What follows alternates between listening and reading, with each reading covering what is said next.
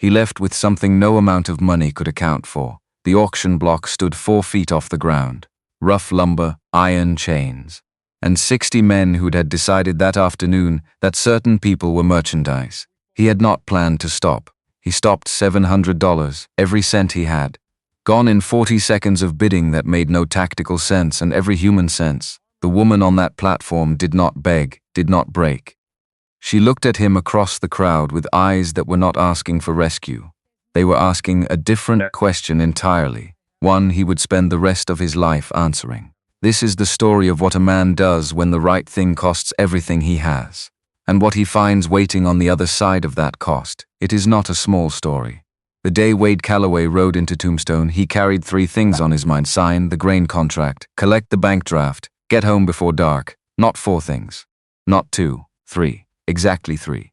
Because a man who has spent 3 years trimming his life down to what fits inside a single day has learned that more than 3 things is how you end up caring about something again, and caring about something again is how you end up standing in the ruins of it later. He tied his horse outside the First Territorial Bank at 10:30. Signed his name on the grain contract without reading it closely because he'd read the same contract for 6 consecutive years and nothing in it changed except the date. Collected the bank draft, $340, the full operational payment, and folded it into his vest pocket. Back on the street by 11:40 minutes. Efficient, clean. He was already calculating the ride home, 2 hours if he pushed, 2.5 if he let the horse set the pace, when the sound reached him from the north end of Allen Street. Not a brawl, not a fire, something lower and more sustained. The sound a crowd makes when it has gathered around something it knows is wrong, but hasn't finished deciding whether wrong is its problem. Wade Calaway had been a cavalry officer for 7 years. He knew that sound. He had stood in it. He had, on certain occasions he did not revisit willingly, been the reason for it. His feet turned north before his thinking mind approved the direction. The setup was utilitarian. A raised platform of rough-cut lumber, 4 feet off the ground, with iron ring posts sunk into the corners and chain running between them. A clerk's table to one side, and around the perimeter, maybe 60 men arranged in the loose geometry of people who want proximity without responsibility, close enough to see, far enough to later claim they were passing through, not a cattle sale. Wade understood this before he was close enough to confirm it visually. His body knew first. The way bodies, trained to certain categories of experience, recognize those categories before the eyes catch up. People on the platform chained. He pushed through the outer edge of the crowd and stopped moving. Most were Apache men who held the particular stillness of those who have survived enough to know when fury is affordable and when it is not. A few women, children pressed against whichever adult stood nearest, not crying, which registered as worse than crying would have. And at the center of it, moving along the line with the ease of a man conducting inventory, was Silas Greer. Wade had heard the name. Everyone operating in Arizona territory for more than a season had heard it. The way you hear about weather patterns and geological hazards as information worth carrying, not as something you expected to confront directly. Seeing Greer now, up close, was almost instructive. He was perhaps 50, lean in the manner of someone who spent energy rather than accumulated it. A black velvet vest that had once been expensive and was now simply a habit. A gold watch chain across the front that caught the light when he moved, which he seemed aware of. And a smile that originated at his mouth and terminated there, a smile that was entirely surface, with nothing behind it except the calculation that a smile was useful here and so a smile would be deployed. Sheriff Cord Dillard stood at the front of the assembled men. Not maintaining order, participating. His thumbs were hooked in his gun belt, and his expression was the expression of a man attending an event he found both profitable and unremarkable. Wade scanned the line of captives, and stopped. At the far end of the second row, slightly separated from the others, stood 2 women, sisters, the relationship visible immediately in the shared architecture of their faces, the same angle of cheekbone, the same quality of attention in how they held their heads. The older one was 25 or 26, and she stood with her back straight and her chained hands positioned in front of her at an angle that communicated, with complete clarity, that the chains were a current condition and not a permanent definition. Her eyes moved through the crowd with the methodical attention of someone who was mapping the room not for escape routes, because she had clearly already catalogued those. For character, she was reading the men around her the way a surveyor reads terrain. When those eyes reached Wade, they didn't pass over him the way a frightened person's gaze skitters. They stopped.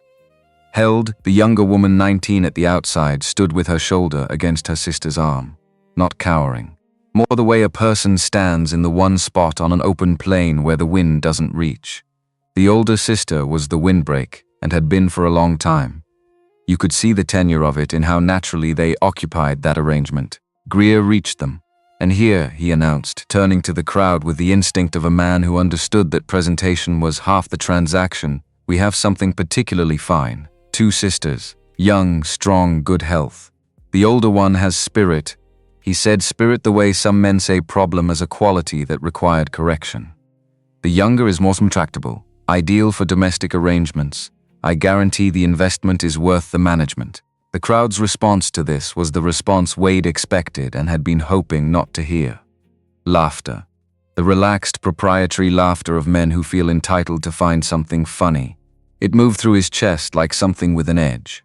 Harlan Pruitt, wide, well-fed, with the bearing of a man who had spent his life acquiring things he had no particular right to, raised a hand from the front row.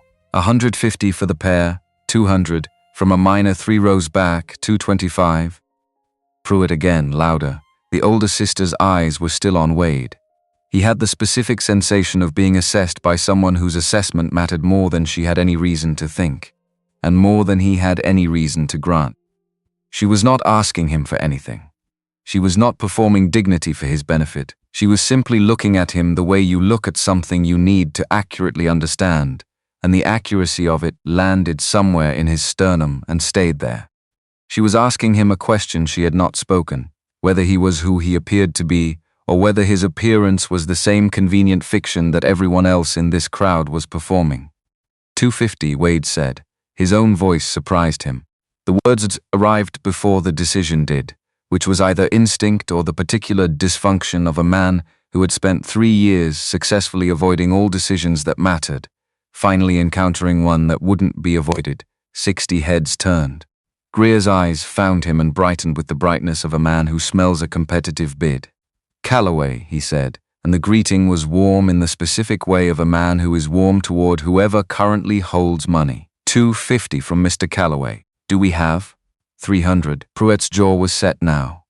350, Wade didn't calculate. There was nothing to calculate because the number he would stop at was not determined by what he could afford, but by when Pruitt quit. 400. Pruitt's face had gone the color of something that had been in the sun too long. 450. The crowd was very quiet. This was no longer an auction.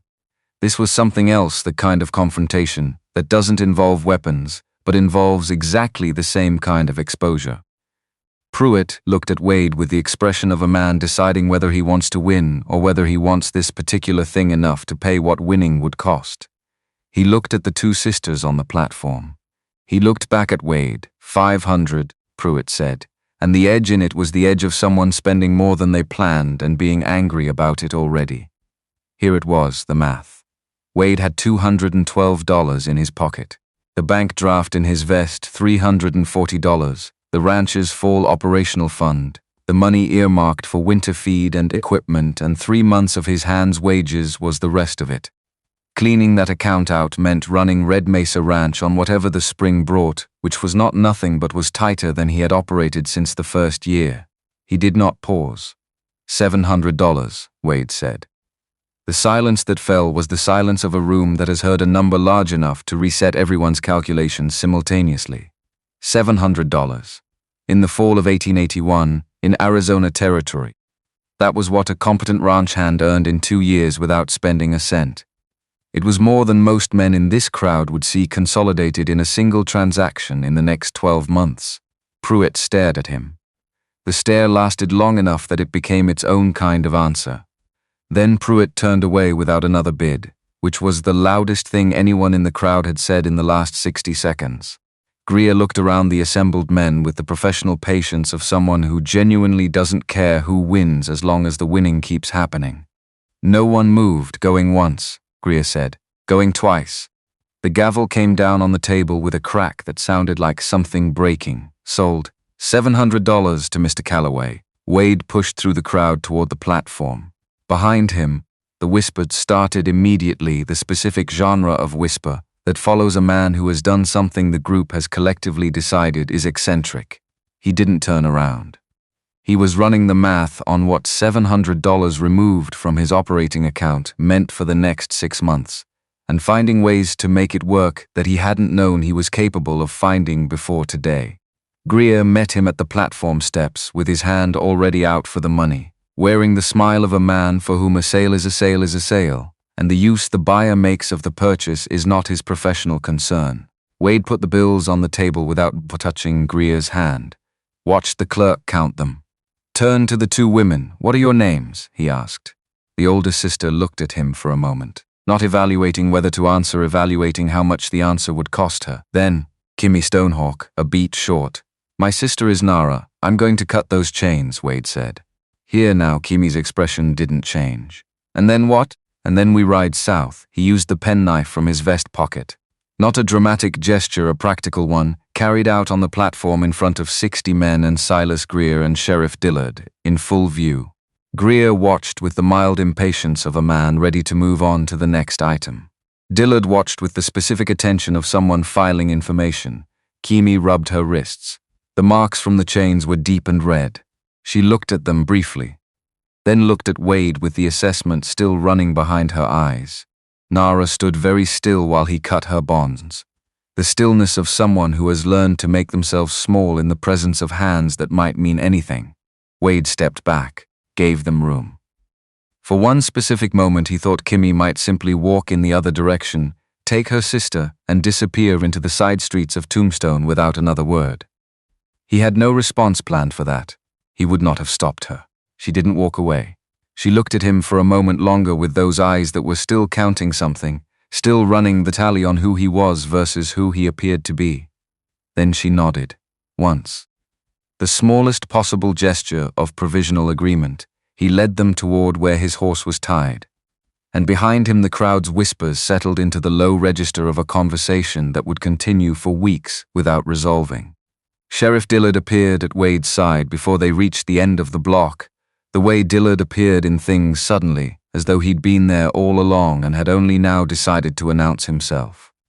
"Calaway." The word was a greeting shaped like a warning. "Sheriff, you know what you're doing here?"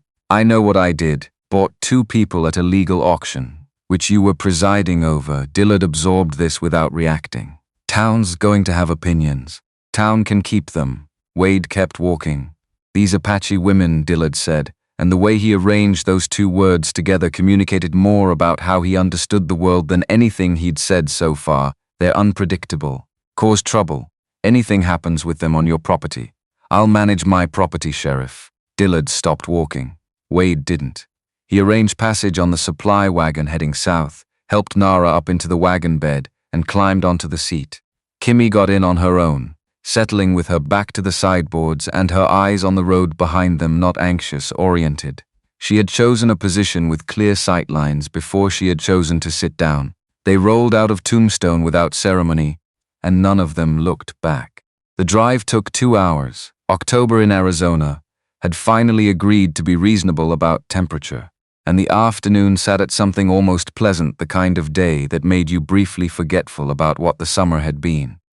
Red rock formations stood against the sky in the graduated shades of copper, and burnt rust that had given the ranch its name, and the road wound between them as if it had grown there organically rather than been cut. Nobody talked. Wade kept his attention on the road and his thoughts off the numbers, because every time he ran the numbers the result was the same, and the result wasn't comfortable. $340 removed from an operational account that was already carrying the weight of a second lean summer. Equipment repairs deferred from August. Pete's wages a week behind. The spring planting would require a loan application he had been putting off since July, and he would now be going into that conversation with less collateral than before. He had done this, without a plan, without consultation, in approximately 15 seconds of public decision-making. What exactly had he expected to find on the other side of that decision? He couldn't answer the question cleanly, which meant the honest answer was something he wasn't quite ready to name yet. From the wagon bed, after an hour of silence, Nara spoke. Her voice was quiet, careful, the voice of someone testing whether sound was permitted in this space. "Where are you taking us?" "My ranch. Red Mesa. South of here, about 20 minutes more." Silence again. Then to do what? It was the right question. Wade had been not answering it for 2 hours. "Rosa will have dinner on," he said. "After that, sleep. Tomorrow we figure out the rest." He heard Kimmy say something low to her sister in Apache. Nara responded. He didn't have enough of the language to follow it. His Apache had never gone past functional, and the years since the cavalry had rusted most of what he'd had. But the texture of the exchange was clear enough. Older sister reassuring, younger sister uncertain but willing to hold on to the reassurance for now. A pattern that felt like it had years and specific occasions behind it. Red Mesa Ranch materialized around the last bend in the way of places that have been arrived at, many times familiar in its proportions. The main house first, adobe and timber construction, 2 stories, with a covered porch across the full front. The outbuildings arranged behind it, barn, bunkhouse, smokehouse, and Rosa's kitchen garden in the southeast corner, maintained with the proprietary attention of a woman who had decided that one thing on this property would grow exactly as intended. Rosa Vega herself was on the porch. She was 55, compact, with a face that held its years without apology. She had worked Red Mesa for 10 years, first for Wade and Clara together, then for Wade alone after Clara died, and she was among the small number of people whose judgment Wade trusted without reservation or caveat. She looked at the wagon, at Kimmy and Nara in the back, at Wade on the seat. "Dios mío," she said. Equal parts prayer and accusation, which was Rosa's particular register for situations she hadn't been prepared for. "I'll explain inside, you'll explain now." But she was already moving toward the wagon, because Rosa's instinct was to assess need before assigning blame, and what her eyes found when she looked at Kimmy and Nara reorganized her priorities immediately. She saw Nara's posture, the particular held quality of someone who had been braced for a long time, and hadn't yet located the signal that said they could stop. She saw the marks on their wrists, faded but visible in the late afternoon light. Whatever she'd been planning to say, she set it aside. "Come down," she said to them, in the voice she used for animals and children and any living thing that needed gentleness without performance. "Come inside. I have water heating." Kimmy looked at the house, at the windows, the door, the angles of approach and exit, then at Wade. The assessment was still running. He could see it clearly now, the way you can see something better once you know what you're looking for. He climbed down from the wagon and walked around to the back, held out his hand to help Nara down. She hesitated for a fraction of a second, the hesitation of a body that has learned to distrust offered hands and then accepted it. He set her on the ground and stepped back.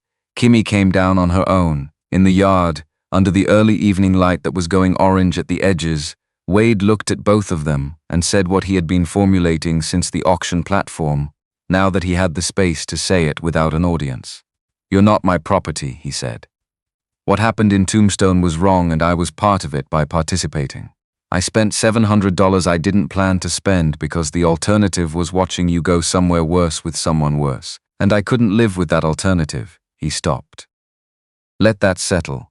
Then, you're free to leave tonight if that's what you want. Nobody here will stop you and nobody here will follow you. If you want to stay, eat, sleep, recover, you're welcome. Tomorrow is its own conversation." He reached into his vest, took out the penknife again, and set it on the fence rail beside him. Not a threat, not a performance, a gesture of hands that had nothing in them. Kimmy looked at the knife, looked at him. The counting behind her eyes continued. "Why?" she said. One word, stripped of everything except the actual question. "Because it was the only thing I could do and still be the person I'm trying to be," Wade said. "I haven't been that person reliably in a few years. Tonight I was." The silence that followed had more room in it than the silences before. Then Kimmy looked at Nara, and something moved between them that was not quite words and not quite not words. The compressed language of people who have been talking to each other across every kind of situation for 19 years. Nara looked at the house, at Rosa waiting in the doorway, at the kitchen garden with its late-season herbs still holding green. She looked back at her sister and gave the smallest nod. Kimmy turned to Wade. "One night," she said. "We'll see about tomorrow." Rosa took them inside. Wade went to the bunkhouse and told his 3 hands, Miguel, Jonah, and old Pete, the facts without the editorializing. 2 women staying in the main house. To be treated as they would treat anyone under this roof. Questions later, if there were questions. Miguel, who had worked Red Mesa long enough to feel entitled to opinions, opened his mouth. Wade looked at him. Miguel closed it. Later, sitting alone in his study with the lamp turned low, Wade tried to understand what he had done. Not the mechanics, those were simple enough. A sequence of events that had proceeded from one to the next with a logic he hadn't examined until now. The thing under the mechanics. The reason that had arrived before he'd had time to manufacture one. He had $340 less than he'd had this morning, a tighter operational position than he'd managed in 6 years. And 2 women in his guest room who had no reason to trust him and every reason not to. And for the first time in 3 years, sitting in the dark of a house that had been too large and too quiet since Clara died. He could hear other people breathing under his roof. It was not the same as what he'd lost. He was not confusing it for that. But it was not nothing either, and after 3 years of nothing, the distinction mattered more than he could have anticipated. He was still at his desk when the lamp needed filling and he didn't fill it, just sat in the dark, listening to the house. The first morning, Kimmy didn't come down until nearly 9. Nara didn't come down at all. Rosa brought food upstairs without comment, which was Rosa's particular method of communication in situations that required patience over instruction. The second morning, Wade was in the barn at 5 o'clock, old cavalry habit, kept not by discipline but by the specific tyranny of a body that has been woken at that hour for 7 consecutive years and refuses to renegotiate when he found he was not alone. Kimmy was in the third stall, crouched beside Copper, his bay gelding, running her hand down the horse's left foreleg with the slow, systematic attention of someone who knows precisely what they're searching for. Copper, who had spent 3 years developing opinions about strangers that he communicated through his ears and the angle of his hind quarters, was standing completely still, not just tolerating her presence. Accepting it, Wade stood in the barn doorway and watched. She worked down to the fetlock, applied pressure at 2 specific points, observed the horse's response, then straightened and examined the foreleg from a different angle. Her face was the face of a problem being solved, engaged, unhurried, unconcerned with being observed. Bowed tendon, she said without turning, left front, early stage. Cold therapy starting today, you might keep him. Wait another week and the damage compounds. Wade walked to the supply shelf and found the soaking pail without answering. He filled it from the outside trough and set it up in the stall. And they worked in parallel, him preparing the treatment, her keeping Copper calm through whatever wordless agreement she had reached with the animal in the 10 minutes before Wade arrived. You know horses, he said. My people had them. She didn't elaborate on the past tense of that sentence. And he didn't ask her to. Some past tenses carry enough weight without being opened. They worked for 20 minutes in the early gray light. When the treatment was set and Copper was standing quietly in the soak, Kimmy straightened and looked at Wade with the specific expression she had been wearing since the auction platform, running the tally, checking the numbers. You were cavalry, she said. 7 years. You fought Apache people. Yes. How many did you kill? The question arrived without softening because she had decided softening would be dishonest, and she had clearly committed to honesty as a policy. Wade gave it the answer it deserved. I don't know the exact number. Why not? Because I told myself it was war and not arithmetic. I was wrong about that. The people I killed were someone's arithmetic, regardless of what I called it. Kimi held his gaze for a moment that stretched past comfortable into something more useful. Then she picked up a brush from the supply shelf and began working on the mare in the adjacent stall without explanation, without asking permission, simply because the mare needed it and she was there. The coffee was good this morning, she said, which was not absolution and not agreement and was not trying to be either. It was a door left ajar by a fraction and nothing more. The 4th morning, Kimmy walked into his study without knocking. He was at his desk, working through the quarterly accounts and arriving at the same uncomfortable conclusions he'd been arriving at since Tuesday. The door opened and she was standing in the frame with her arms at her sides and her shoulders at the angle that meant she had made a decision, and the making was finished. I want to know what you actually want from this, she said. Not the polite version. Wade set down his pen. Sit down, I'll stand, you can stand. I'm still asking. A pause. Then she sat, straight-backed, keeping the concession as small as it could be made. Wade leaned back and looked for the words in the order that mattered. My wife's name was Clara. She died 3 years ago. Fever. She was 4 months along, so I lost 2 people at the same time. He stopped. Let that be what it was. I spent 7 years fighting a war I understood less and less as it continued. I did things that made tactical sense and don't make any other kind of sense now. I came back here, built this ranch, tried to make something that was about growth rather than damage. Clara made that work. She made most things work. A beat. Without her, this is just property I maintain out of habit. Kimi was watching him with the attention she gave everything not cold, precise. The attention of someone who is determining whether what they're hearing is accurate. I saw you on that platform, Wade continued, and I saw someone who was still entirely herself in the middle of a situation designed to take that away. And I thought I've been standing here watching things I can't change for long enough. This one I could change. He met her eyes. That's the real version. The silence that followed had a different texture from the previous silences. My father's name was Nashota, Kimi said. She said it the way you say something that has been carried so long it has worn grooves into you. A band leader in the Chiricahua in the Dragoon Mountains. He died in 1876. A cavalry unit hit the camp before the sun was up. No warning given, no chance to surrender or disperse. 23 people in the camp, 12 died. He was one. A pause. I checked whether you were there. Wade went still. You checked? Before I stayed past the first night, I needed to know who I was staying with. I sent word to someone who had access to military records at Fort Bowie. No apology for it. No expectation that he would object. You weren't there. You also refused to sign the order to burn the winter food stores at the Aravipa camp in 1877. Your commanding officer filed a formal reprimand. He hadn't thought about that reprimand in years.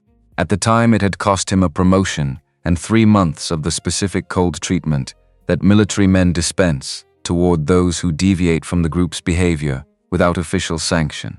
He had filed it in the category of things that were right and costly and left it there. That's in the record at Fort Bowie.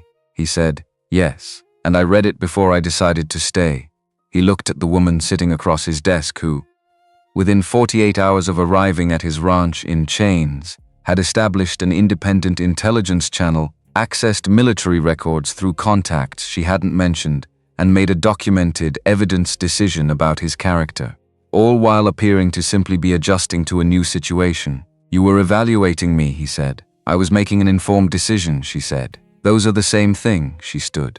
At the door, she paused, because she was someone who had one more thing and always knew when to say it. The foreman's salary account is underweighted for the quarter. I saw the ledger this morning. You'll miss the bank reconciliation if you don't adjust before Friday. She left. Wade looked at the ledger, which he had not shown her, and had been closed when she arrived. He opened it. She was right. He made the adjustment. 4 days after the auction, Sheriff Cord Dillard rode in with 2 deputies arranged behind him in the formation of authority that expects to be received before it announces itself. Wade came off the porch and met them in the yard, because meeting men like Dillard in your own yard meant you stood on ground you'd built, Calaway. Dillard settled his horse and looked down at Wade with the expression of a man who believes altitude confers something. Need to see the women, warrant. Got a complaint from Harlan Pruett. Says one of them stole chickens from his property. Pruett's spread is 8 miles from here. These women haven't been off my land since Tuesday, your word. My word and the word of 3 ranch hands who've been here all week. Get a warrant, Sheriff. Come back with paper and I'll stand aside. Wade kept his voice flat, conversational. The voice of someone making a clarification, not an argument. Without one, you've got nothing to do here. Dillard shifted in the saddle. His eyes moved past Wade toward the house, calculating. Town's got concerns about this situation, Calaway. Apache women living in your house. People can talk to me directly. I'm their representative. Then tell them to get representatives who come with warrants. The standoff held for a moment. Dillard doing the arithmetic on what he could accomplish here versus what pushing this would cost him in front of witnesses. It was the arithmetic of a man who had learned to pick his moments, which meant he knew when a moment wasn't his. He opened his mouth to say something final and authoritative. The porch steps sounded behind Wade. Kimi came to stand at his left shoulder, not 2 steps behind. Even with him, close enough that he could feel the slight warmth of her presence at this distance. She had a cup of coffee in her hands, which was either coincidence or a deliberate choice to appear unhurried. He suspected the latter. Dillard looked at her with the expression of a man who has decided in advance that certain people are less than what they are, and occasionally encounters evidence that creates friction with that decision. The woman speaks. Kimmy's voice was level and without heat. I speak English, Spanish, and Apache. Which would you prefer, Sheriff? One of the deputies developed a sudden interest in his saddlehorn. Dillard's face shifted through several things quickly and landed on something with more edge in it. You keep quiet or, Kimmy said. The word sat there, short and without decoration, and Dillard found that he didn't have a second half for the sentence that he wanted to say in front of a witness. Wade stepped forward one pace. State your business or leave, Dillard. I won't ask again. Dillard looked between them, filed something away, turned his horse with the deliberate composure of a man who is choosing to leave rather than being made to leave, which was a distinction that mattered to him, even when no one else believed it. Keep those women on a short leash, Calaway, he said, already moving toward the gate. Anything happens, it's your responsibility. Wade watched until the dust from their horses settled back onto the road and the sound of the hooves faded past the eastern mesa. Then he stood in the afternoon quiet for a moment. Thank you, Kimmy said from beside him. For what? For not sending me inside when they rode up. You're not someone I send places. She was quiet for a moment, looking at the road where Dillard had gone. He won't leave this alone. No, he's in someone's pocket. Greer's, most likely. Dillard's been a problem in this county longer than Greer has been here, but problems look for each other. They find each other eventually. Kimmy turned and went back inside without another word. But the dynamic between them had shifted by some amount that Wade couldn't measure, but could clearly feel the way a room's temperature changes. And you can't point to what changed, but you can't deny the difference. That night, long after the house had gone quiet, Wade sat in the parlor with a lamp and the ranch accounts, and the particular company of a silence that was different from the silence of the previous 3 years. Not absence. Occupied. He was working through the numbers for the third time, finding the same answers, when Nara appeared in the doorway. She was in Clara's borrowed clothes, which were slightly too long in the hem and slightly too wide in the shoulder, and she moved with the careful quiet of someone navigating a space they don't yet own. She stopped in the doorway rather than entering. I can't sleep, she said. Then, because it apparently needed clarifying. Not because of anything here. I haven't slept well in a long time. Sit down if you want, Wade said. I'll be at this for another hour. She sat in the far chair, the one closest to the door, and tucked her feet under her. She didn't ask what he was working on. She looked around the room the way people look at rooms that belong to someone else, not nosily, attentively. This house was built for more than one person, she said after a while. Yes, who else? My wife. She died 3 years ago. Nara was quiet with that for a moment. Were you happy? Before, the question was more direct than most people would ask, but Wade was beginning to understand that directness was a family trait. Yes, he said. We were happy. It was a short amount of time and we made good use of it. My sister says happiness is a responsibility, Nara said. That you owe it to the people who gave it to you to not waste it after they're gone. Wade looked up from the accounts. She says it to herself more than to me, Nara added. She's better at the philosophy of it than the practice. He didn't respond to that, because it seemed like the kind of observation that was better received in silence. Later, after Nara had gone back upstairs and he had finished with the accounts and turned down the lamp, he found, on the front porch, folded against the base of the doorpost, a small square of paper weighted with a piece of red rock. He unfolded it.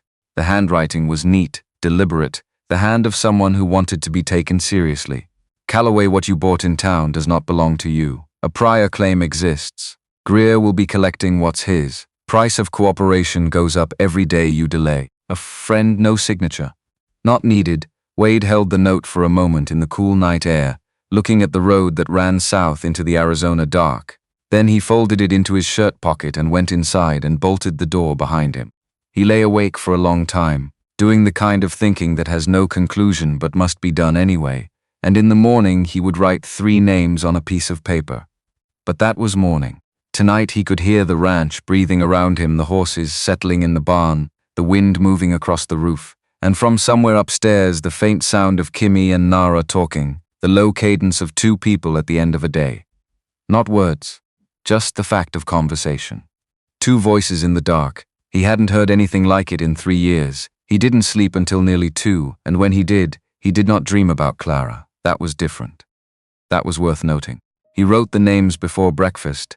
Doc Elias Marsh, the territory's only physician in this stretch, who had operated long enough and independently enough to have no visible alignment with anyone who might be in Greer's network.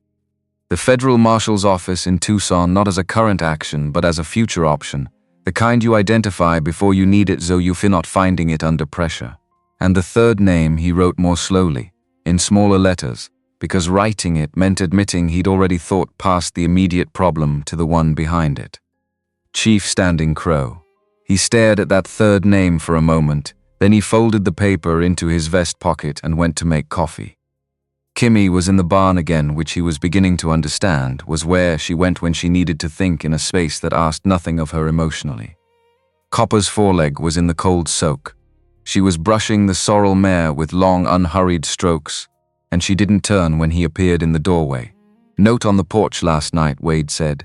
Greer, he's claiming a prior ownership interest. He'll come in person eventually. The brushing didn't stop. When? He gave no date. But men like Greer don't threaten indefinitely. The threat is only useful until it isn't. He'll come within the week, and when he does. That depends on what I have in hand when he arrives. Wade leaned against the stall partition. I'm going to write to a doctor in Tombstone, man named Marsh. He has history with Greer from before he came to this county.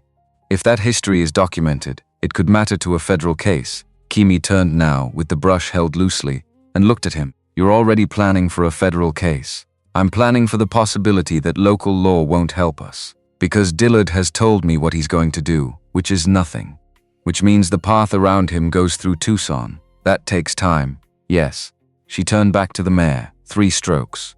4. Then, I sent word to my uncle 2 nights ago. Wade absorbed this. 2 nights ago was the second night at Red Mesa, the night after she had told Nara one night, we'll see about tomorrow.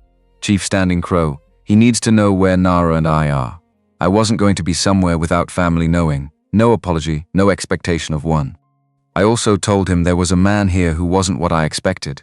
I didn't tell him more than that because I hadn't decided more than that. And now? She was quiet for a moment. The mare shifted her weight contentedly. Now I've decided he should come, Kimmy said. Not for the problem with Greer, for other reasons. He'll want to see us, and he'll want to see you, me. Specifically, he said in his reply, that he already knew your name. He didn't say how. He said he'd explain when he arrived. Wade looked at that piece of information from several angles and couldn't determine its shape from the outside. When is he coming? When he comes, Kimmy said, which was not evasion but the practical answer of someone who understood that people who move through the Arizona territory on their own terms arrive when they arrive. She finished with the mare and hung the brush back on the wall and walked past Wade toward the barn door, stopped beside him for a moment, not quite stopping. The morning light came in from the east and hit the barn at the angle that made the dust in the air visible, and she was standing in it, and the expression on her face was the expression of someone who has almost said something and is deciding about the almost. My sister told me something last night, Kimmy said. She said you asked if we were comfortable. Just asked, without wanting something from the answer. A pause. We haven't been asked that in a long time. By anyone. Wade didn't know what to say to that, so he said nothing. Sometimes nothing is what fits. Kimmy went out of the barn and into the morning, and the dust settled back to invisible, and Wade stood where she'd been standing for a moment before he followed. He wrote to Marsh that afternoon, sent Miguel with the letter to Tombstone on the grounds that Miguel was the most reliable rider and the fastest, and on the further grounds that getting Miguel out of earshot for a day would reduce the number of opinions Wade had to manage by approximately a third. He spent the rest of the afternoon on the fence line that ran along the south pasture, doing work that needed doing and that also gave him 2 hours of his own company in which to think clearly. The problem with Greer was the problem with a lot of things in this territory. It wasn't individual, it was systemic. Greer worked because Dillard enabled him. Dillard enabled him because the local power structure had no reason to disrupt a profitable relationship. The only lever that had a chance of moving that system was the one that operated above it, which was federal. But Federal moved slowly. Federal required paper and documentation and the specific kind of patience that was not available when someone had given you an unspecified deadline. He came back from the fence line at dusk to find the women in the kitchen with Rosa, the three of them around the table with what appeared to be a conversation in progress, which meant Rosa had decided that conversation was the evening's project and had simply started it, because that was how Rosa operated. Rosa Vega had never waited for an invitation in her life and had no intention of starting. Nara was actually speaking, more than he'd heard from her since Tuesday, her English moving more fluidly than it had done in their early exchanges. She was telling Rosa something about the way her people preserved meat for winter, and Rosa was listening with the focused attention of a cook receiving technical information that might be useful. Kimi caught his eye from across the room when he came in, not warmly, not coldly. The look of someone acknowledging the presence of something they've been thinking about. He went to the parlor and let them have the kitchen. After dinner, after Rosa had gone to her room and Nara had taken a lamp upstairs, Wade found himself on the porch in the dark again, as he had been found many nights over the past 3 years. Different quality of company. Same porch, same stars doing their aggressive best overhead. He heard the door open behind him. Kimi sat in the other chair, not explaining why. They sat for a while in the dark, and the silence between them had changed enough from the silences of the first days that someone paying attention could have measured the difference. Less guarded. Not open, not yet, but the distance between guarded and open was different from what it had been. "Tomorrow I'm going to ride the east pasture fence," Wade said. "If you want to come, I can show you the property lines." She turned to look at him. The question behind the question was visible to both of them, an offer of territory, of information, of inclusion. Not asking her to stay, he had said she could stay or go, and that remained true. Showing her what was here in case she wanted to know. "Yes," she said. One word.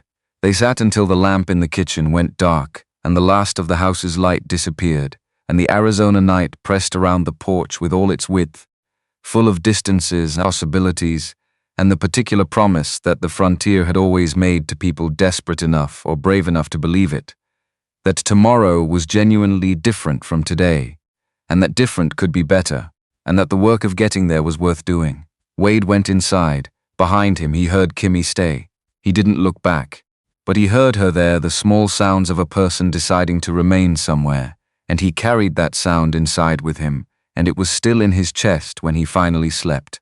On the floor, under his study door, someone had slid the paper with his 3 names back under the crack with a 4th name added at the bottom, not his handwriting. The name was written in Kimi's hand, clean and deliberate. It said, Elias Gantry, and below that, in smaller letters, "He has reasons, ask him." Doc Elias Marsh arrived on a Tuesday, riding a brown mule that moved with the deliberate economy of an animal that had outlasted several owners through sheer refusal to be hurried. He was 55. With a gray beard trimmed close and eyes that had absorbed enough human suffering to stop being startled by it without losing the ability to be troubled by it. The distinction between those two things mattered in his profession, and he had maintained it carefully. Wade met him in the yard before he'd finished dismounting. Rosa's letter said urgent, Marsh said, stepping down from the mule with the careful architecture of a man whose knees had filed formal objections. She didn't elaborate. Medical examination. 2 women. They've been through something I don't have the right words for. Marsh looked at him for a moment, not needing more information before proceeding, but taking the measure of the situation so he could enter it correctly. "All right," he said. "Let's go in." The kitchen was where they found them. Nara was at the table with a cup of something Rosa had made, and she read the situation in the time it took Marsh to clear the doorway. Her body did what bodies do when they have been conditioned to a specific category of fear. It went still in a way that looked like composure but wasn't. Kimi was at the far end of the room and moved without visible hurry to position herself between Marsh and her sister. Not aggressive. "Placed, his name is Marsh," Wade said. "He's a doctor. He's here because I asked him. Nothing happens that you don't agree to." Marsh looked at Kimi with the professional calm of a man who had learned, over 3 decades of frontier medicine, that the most useful thing he could do in the first 30 seconds of a difficult situation was be unremarkable. He looked at Nara briefly, and then back at Kimi, because it was clear which of them made the decisions. I'll wait on the porch, Marsh said, addressing Kimmy directly. You come find me when you're ready, or you don't come find me. Either one is fine with me. He turned and went back out without giving anyone a chance to respond to this, which was itself a form of response. What happened next took the better part of 2 hours. Rosa sat with Nara at the kitchen table. Not talking, particularly not pushing or explaining or reassuring in the active sense. Simply present in the way that certain people know how to be present, which is rarer than it sounds and more useful than most interventions. She refilled Nara's cup. She folded a dishcloth and put it down and picked it up again. She told, at one point, a small story about her sister in Tucson that had no destination except the filling of the air with the ordinary sound of a woman's voice talking about ordinary things. Nara listened. After a long time, she said something to Kimmy in Apache. Kimmy answered. Something passed between them that was not translatable by an observer but was clearly a question and its answer, and then an agreement. Nara looked at the door where Marsh was waiting outside, looked at Rosa, made a decision that showed on her face as a kind of settling, the way a person's expression changes when they stop arguing with themselves. Okay, she said. Marsh came back in and conducted himself with the gentleness and precision of someone who understood that the clinical and the human were not separate categories, and that confusing them either direction caused harm. Wade went to the parlor and stayed there. He heard nothing from the kitchen except the low, measured register of Marsh's voice at intervals, asking questions that required no raised tone. When Marsh came to find him 30 minutes later, he pulled Wade to the far end of the porch and kept his voice below the window's range. The younger one is going to heal, Marsh said. The body takes care of itself, given time and food and the absence of ongoing damage. The rest of it is more complicated and requires things I can't dispense. He paused. She needs to be actually safe. Not told she's safe. Actually, I understand the difference. Good. Because men sometimes confuse the promise with the condition. Marsh looked out at the yard. Greer's name came up in Rosa's letter. Not directly, but I know how to read between what Rosa writes. A pause. I had a practice in New Mexico Territory for 11 years before I came here. Silas Greer operated there under a different name, Simon Garfield, for most of the 1870s. There was a federal case building against him in 78. Fraud, false military documentation, trafficking charges. The case collapsed when the primary witness left the territory under circumstances nobody wanted to examine too closely. Wade looked at him steadily. You have documentation from that period. I have what I kept. Copies of 2 affidavits, a deputy sheriff's incident report, and a letter from the federal court clerk in Santa Fe about an indictment that was eventually dropped. Marsh picked up his bag. Where that documentation goes depends on who asks and how the asking is done. I'm asking. I know you are. Marsh walked to his mule. At the stirrup he paused. Get word to me when you're ready to move. And Calaway, don't wait until you need it urgently. By then the window may have closed, he rode out. Wade stood on the porch until Marsh's mule had rounded the eastern bend and the dust had settled, then went back inside. Nara was at the kitchen table, both hands around her cup. Not drinking, holding it the way people hold things in the aftermath of difficult moments, for the simple fact of having something solid. Rosa was across from her at needlework, which was Rosa's method of being present without crowding. Wade went to the parlor. 15 minutes later, Nara appeared in the doorway. She stood in it rather than entering, the way she did in spaces that didn't yet fully belong to her. She looked at the shelves of books along the far wall. There were many, most of them Clara's, untouched since then, at the framed survey map of the property. Then at Wade. Can I ask you something? She said. Yes. When you saw us in Tombstone. She didn't elaborate on which moment she meant the specificity was understood. You didn't know us. We were strangers, yes, so why did it cost you something to help us? She said cost in the way that meant more than money, though she clearly understood it had also meant money. Most people, when something cost them, they choose not to help. Wade looked at her for a moment. Because the cost of not helping was higher, he said. I would have had to live with what happened to you if I'd walked away. That's a heavier thing to carry than a smaller operational budget. Nara absorbed this. She was quiet for a moment, looking at the survey map. My sister carries the weight of everything that happens to us, she said. She always has. Since we were children. She puts herself between me and every problem, and then she handles the problem alone. She looked back at Wade. I don't think she knows how to let someone stand beside her instead of behind her. She's learning, Wade said. Nara looked at him with the particular acuity of a 19-year-old who has seen enough of the world's worst to have developed better than average judgment about what people mean beneath what they say. Yes, she said, she is. She went back upstairs. That evening, Wade sat at his desk and began a letter to the federal marshal's office in Tucson. Not a complete case, just an inquiry, a registration of intent, a way of establishing contact before the situation required it urgently. He addressed it to a Marshal James Aldred, whose name had come to him through the military network he'd maintained loosely since leaving the cavalry, a man with a reputation for proceeding on evidence rather than politics. He sealed the letter and set it beside the three names on his desk, Marsh, Aldred, Standing Crow, and added a fourth name at the bottom of that paper, the one Kimmy had written, Gantry. Then he went to find Kimmy, because there was a conversation they needed to have, and he was done waiting for the right moment to have it. She was on the east fence line, not the pasture ride he'd offered that was tomorrow. She was here now, in the hour before dark, walking the fence with the attentive eyes of someone cataloging what needed repair and what could wait, which was exactly what he would have been doing if he'd gotten here first. He fell into step beside her. She noted his arrival without breaking her assessment of the fence. Post at the 30-yard mark is soft, she said. Another winter and it goes. I've got it on the list. The list is long. Yes, they walked. The last of the afternoon light was going horizontal, hitting the Red Mesa face at the angle that made the stone look lit from within rather than reflected, and the valley below the fence line was going purple in the shadow. It was in the way of things that required no commentary, a beautiful evening in a place that produced beautiful evenings with the regularity of a reliable employee. I want to tell you something about my father, Kimmy said.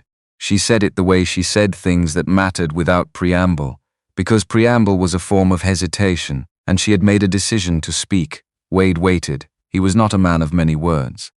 My people have a saying that a man who speaks carefully has more to say than a man who speaks constantly. And my father carried that.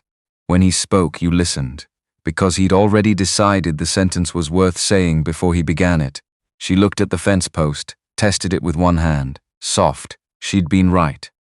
He used to walk the boundary of the camp at dusk. Every evening, he said you could tell everything you needed to know about a place by walking its edge in the last light. What could you tell? What was real and what was performance?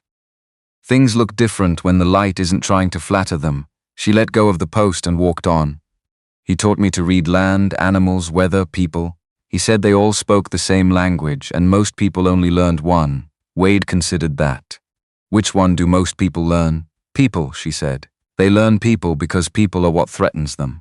The rest land, animals, weather they ignore until it kills them. A pause. My father learned all four. It's how he kept 30 people alive in the mountains for so long, until he couldn't, she said without flinching, acknowledging it as fact without letting the fact become the end of the sentence. He used to say that survival wasn't the point. The point was what you survived for. A man who survives only for his own survival is already gone. He just hasn't stopped moving yet. Wade looked at the fence line extending ahead of them, at the mesa, at the valley going dark below. I've been that man, he said, for the last 3 years. Moving without the point, Kimmy glanced at him. Not the assessment, something different. Attending, Clara would have said it more directly, Wade continued. She'd have said I was being self-indulgent about grief and that she didn't leave me her memory so I could waste it sitting on a porch. He almost smiled. She was direct in the way you are, not unkind, just committed to accuracy. She sounds like someone worth grieving correctly, Kimmy said. The sentence landed in an unexpected place.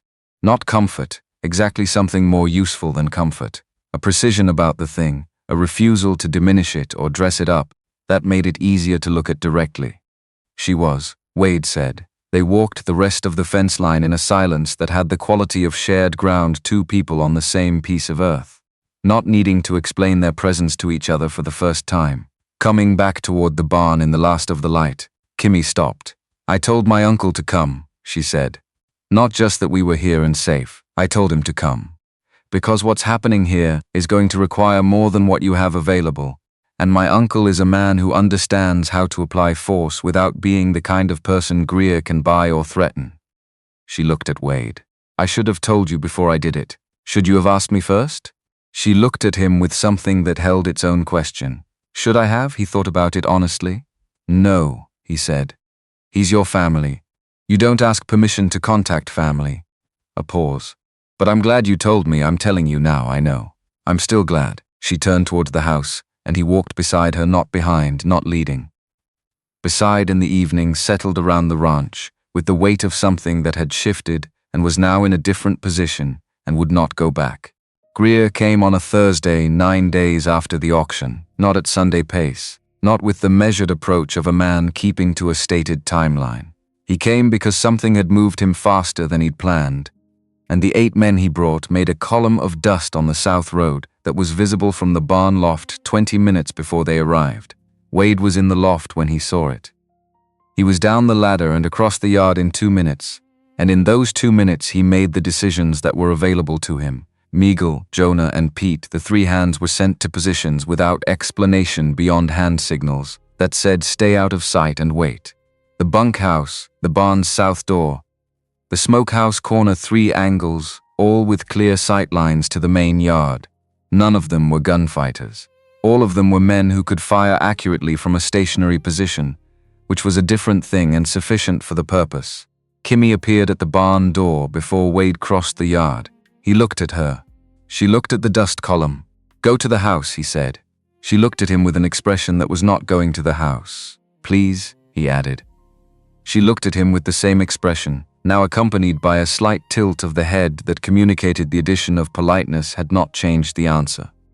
I need to know you and Nara are inside, Wade said. Not because I'm managing you, because I can't pay attention to what's in front of me if I'm also tracking where you are. A beat. She understood this. It was a tactical argument and she was a tactical thinker. Nara inside, she said. Me at the window, 1st floor, east side, deal. She turned and went. He faced the gate. Greer came through it with the bearing of a man who had decided this encounter was a formality, the formality of collecting what was already his, just currently located on someone else's property. 8 men behind him, arranged in the loose spacing of hired professionals who were paid to look competent rather than feel it. Harlan Pruitt was among them, 2 horses back, wearing the expression of a man who had been waiting for a second chance at something. Greer pulled up and surveyed the yard, the clerk's smile, the gold chain catching the afternoon light. Calaway, sorry for short notice. No notice, actually. State your business, our business. Greer produced a folded paper from his vest. I've had time to review the legal situation, and there's a complication with the auction transaction that we need to resolve. He held out the paper. The Stonehawk women were under active military warrant at the time of the sale. Captured persons in military custody cannot be legally auctioned, which means the transaction was invalid, which means they're still in military custody technically, and you're currently in obstruction of a federal proceeding. Wade didn't walk forward to take the paper. Let me see the seal from here. Greer unfolded it and held it at arm's length. Wade looked at it for a moment. Official-looking header. Correct terminology, more or less. Signature block with a name he recognized from actual documents. Cream paper, the Army issued on white rag stock. He had signed enough genuine documents to know the weight and color of them, the specific off-white that comes from quality cotton fiber, not the warmer cream of commercial stationery. That document is not genuine, Wade said. Greer's smile held but something behind it recalibrated. Calaway, military documentation is issued on white rag stock. That paper is cream. Whoever made it for you either didn't know that or didn't care. Either way, it's a fraud, and you're presenting it to me as legal authority, which is a federal offense. Behind Greer, Pruitt's jaw tightened visibly. I'll give you a count of 3, Wade said, to turn these horses around and ride back the way you came. After that, we'll have a conversation that ends differently. Greer looked at him for a long moment, 8 men behind him. 3 visible positions covered by Wade's hands, which Greer couldn't see clearly from where he sat but could probably sense, because a man who survives long enough in this business develops an instinct for when he is and isn't being watched from multiple angles. 2 days, Greer said, and the pleasantness was gone. Not theatrical anger, simply the sound of a man shifting from his preferred register to his operational one. I'll come back with documentation you can't question. 2 days, bring a federal marshal when you come, Wade said. That's the only company I'm interested in receiving. Greer turned his horse without another word. The 8 men followed. Pruitt was last, and he held Wade's gaze for 3 seconds before he turned long enough to make the message clear. Short enough to claim it was coincidence, the dust column moved back toward the south road. Wade stood at the gate until it was gone. He turned around. Kimi was not at the east window. She was standing 20 feet behind him, in the middle of the yard, having apparently moved from the window to the yard at some point during the confrontation without making a sound that he'd registered. She was holding a length of fence wire she'd been working with earlier, held loosely at her side. "Cream paper," she said. "Cream paper. You know, military documents. 7 years of signing them." He started walking toward the house. "We have 2 days. We need to use them." She fell into step beside him. "Marsh's documentation. We need it in the right hands before Greer gets to Tucson with his version of events." "How do we know his version hasn't already arrived?" "We don't. That's why we move tomorrow." She stopped walking. He stopped with her. "There's a passage through the mesa," she said. "West face. 3 feet wide in places, but a rider can get through if the horse is calm. It comes out north of Tombstone, close to Marsh's office, and it cuts an hour and a half off the main road." She looked at him. "When we go to Marsh, we go that way. Not the south road, because Greer or Dillard will have someone watching the main road. If they know we're moving before we get there, they can intercept the documentation before it goes anywhere useful." Wade looked at her. "You found that passage. I found everything within 6 miles of this ranch in the first week. I needed to understand the terrain. No apology for the thoroughness of it. The same tone as the ledger entry, as the Fort Bowie records here, is information I gathered because I required it." "All right," he said. "We go through the pass tomorrow." Early, she nodded and walked ahead of him toward the house. At the porch steps, she stopped. "When Greer came today," she said without turning, "you told me to go inside, and then you told me the real reason, which was that you couldn't think clearly if you were also thinking about where I was." "Yes, nobody has told me the real reason for something in a long time," she said. "People tell me the convenient reason, the version that sounds better, a beat. I noticed the difference." She went inside. Wade stood at the foot of the porch steps for a moment, looking at the space she'd occupied, then looked out at the road where Greer's dust had long since settled. 2 days. Everything depended on what happened in those 2 days. He went in to find Rosa and tell her to lock the garden gate, because if things went wrong, he didn't want Rosa outside the main structure for any reason.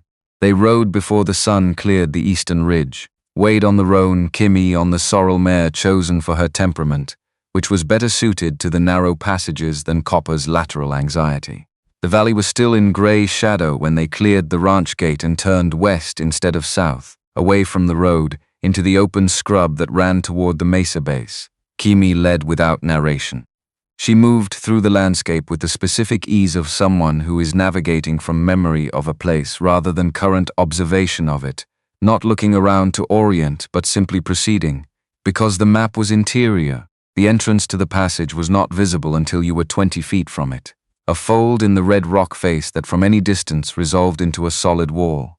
Up close, it was a slot canyon narrow, the walls close enough that the horse's flanks would brush both sides in the tightest sections, but passable if the rider kept their elbows in and their nerve calm.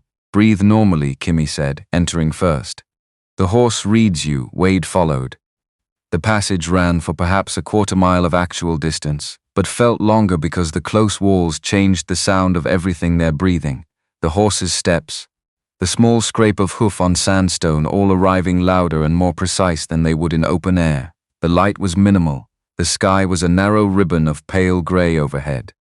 Twice the passage tightened to the point where Wade could feel the stone on both knees, and he focused on the back of Kimi's horse ahead of him and kept his breathing even and did not think about the walls. Then it opened, not dramatically, gradually. The walls stepping back by increments until there was sky on both sides, and the Tombstone Valley spread below them to the east, and they were on the north slope looking down at the town in the early morning light. "Hour and a half faster," Kimi said. Not pride confirmation. Yes, they came into Tombstone from the north end, through the residential streets rather than Allen, which was correct. A main street entrance at 7 in the morning would be remembered and described. The side streets gave them anonymous access to Marsh's office, which occupied the ground floor of a 2-story building, 3 blocks from the assayer. Marsh was already there. He took one look at their faces and put his coffee down and went to the filing cabinet without being asked. The documentation was more thorough than Wade had anticipated.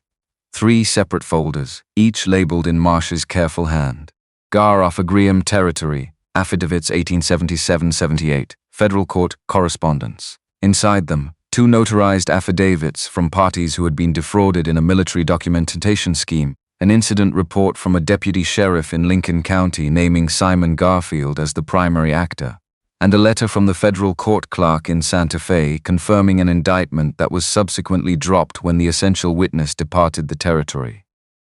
"This is enough," Wade said. "For a federal prosecution, yes. For stopping Greer in the next 48 hours, it depends on how fast the marshal's office in Tucson moves and whether they have a man willing to ride rather than write back with questions."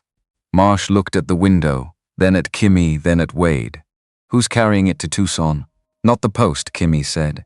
"Greer knows how to intercept correspondence." "Which means a rider," Marsh thought for a moment. "Elias Gantry has a man who's made the Tucson run 3 times this year and knows every stop along the road. And Gantry has his own reasons for wanting Greer's operation ended." "I know," Wade said. He looked at Kimmy. She had written Gantry's name on his paper. "Ask him. Send it with Marsh's rider tonight," Kimmy said. "To a specific name, not the office, a person. A marshal who Marsh has dealt with directly." Marsh nodded. "Marshal James Aldred. He's straight and he's not connected to anyone in Dillard's network. I've had correspondence with him before about a different case." He pulled out his writing paper. "I'll write the cover letter myself. That carries more weight than an anonymous package." While Marsh wrote, Kimmy went to the window and stood watching the street with the peripheral attention of someone maintaining awareness without appearing to. She'd been doing it since they arrived, steady and quiet, the same way she'd watched for the exit point in the passage through the mesa. "2 men," she said, without moving, "across from the hardware store. They've looked at this building 3 times since we came in." Marsh continued writing without looking up. "Which one in the brown hat?" "One of Greer's hired men from yesterday." "Brown hat, Alden. Dillard's deputy is blue shirt." She hadn't broken her watch of the window. "They don't know which building yet. They're covering the block." Marsh folded the letter, sealed it with his professional wax, and handed it to Wade. "Take the other door. Runs out through the storage room to the alley between here and the bathhouse. Alden doesn't know about it because Dillard's never had official reason to be in this building." They went through the storage room, which smelled of camphor and old paper, and out into the alley. The alley ran north, away from the main block. Their horses were tied on the north side street, which was correct because they'd planned their approach with this possibility in mind. They were on the horses and moving within 2 minutes of leaving Marsh's office. The ride back through the pass was faster than the morning approach, because urgency reconfigures your relationship with tight spaces. Wade's boots scraped stone on both sides through the worst of it, and he didn't slow down. Kimmy went through ahead of him like she'd been doing it for years, which she had in smaller canyons, in darker rock, under worse circumstances. When they cleared the western end and the valley opened before them, both horses were moving at a pace that was close to a run. They held that for another half mile before Kimmy brought the sorrel down to a walk, and Wade pulled up beside her. "They'll know we were in town," he said. "They probably already know. But they don't know what we carried out." She looked at the road ahead. "And by tonight, what we carried out will be on its way to Tucson. If Gantry agrees to help, he'll agree," she said, with the confidence of someone who has already calculated the outcome based on available information. "He has reasons, as I said, and men with reasons are more reliable than men with preferences." They rode. And it was on the last mile before Red Mesa came into sight that the thing happened that Wade hadn't expected, which was that Kimmy began to talk. Not about Greer or Marsh or Dillard or the documentation in his vest. About her father. "He would have liked this horse," she said, looking at the sorrel's ears. He had a feeling for animals that was almost embarrassing. He could coax a horse that had been mistreated for years into eating from his hand in 20 minutes. He said the secret was patience and the willingness to be less than you are. To make yourself small enough that the animal can approach without feeling overwhelmed. Wade listened. He applied that to people too. She was quiet for a moment. He said you couldn't force a person's trust, you could only make room for it. And that making room meant taking up less space than you were capable of taking up. A pause. I've been working on that. You're better at it than you were 10 days ago, Wade said. She looked at him, the edge of a challenge in it, but less sharp than it would have been at the beginning. How would you know? Because you told me why you wanted to ride through the pass instead of just riding through it. He kept his eyes on the road. 10 days ago you would have just ridden and I would have followed, and you wouldn't have seen any reason to explain. She was quiet. You're letting people know things, Wade said. It's different from letting people in, but it's the direction. Kimmy looked ahead at the road for a long moment. My father would have told me to be careful about that, she said finally. He'd say the direction matters less than why you're going. And why are you going? She didn't answer immediately. Let the question sit in the air between them the way she let most questions sit before responding, giving it the full weight of an actual consideration rather than a reflexive reply. Because it's been long enough, she said. Because Nara deserves a sister who isn't only a shield. She looked at him sideways, briefly, and because some things are worth the risk of being wrong about, Red Mesa came around the bend ahead of them. They rode in. Gantry agreed. Wade rode to the gantry spread that same afternoon alone, while Kimmy stayed at Red Mesa with Nara. The old rancher was on his porch, 70 years old, dry as the landscape, with the settled authority of someone who had stopped performing anything a long time ago, and simply was what he was. He heard the situation in full, didn't ask for anything to be repeated. When Wade finished, he looked out at his own land for a moment with the expression of a man cross-referencing what he'd heard against what he already knew. Greer sold my son a forged water rights deed in '79, he said. Took 22 months and most of my legal reserves to untangle. The deed had a military survey certification that didn't exist. Same signature as the document you described. He looked at Wade. My rider leaves tonight. He puts the package in Aldred's hands personally and doesn't come back without written acknowledgement. That's what I need, and I'll be at the town meeting, Friday, Gantry stood.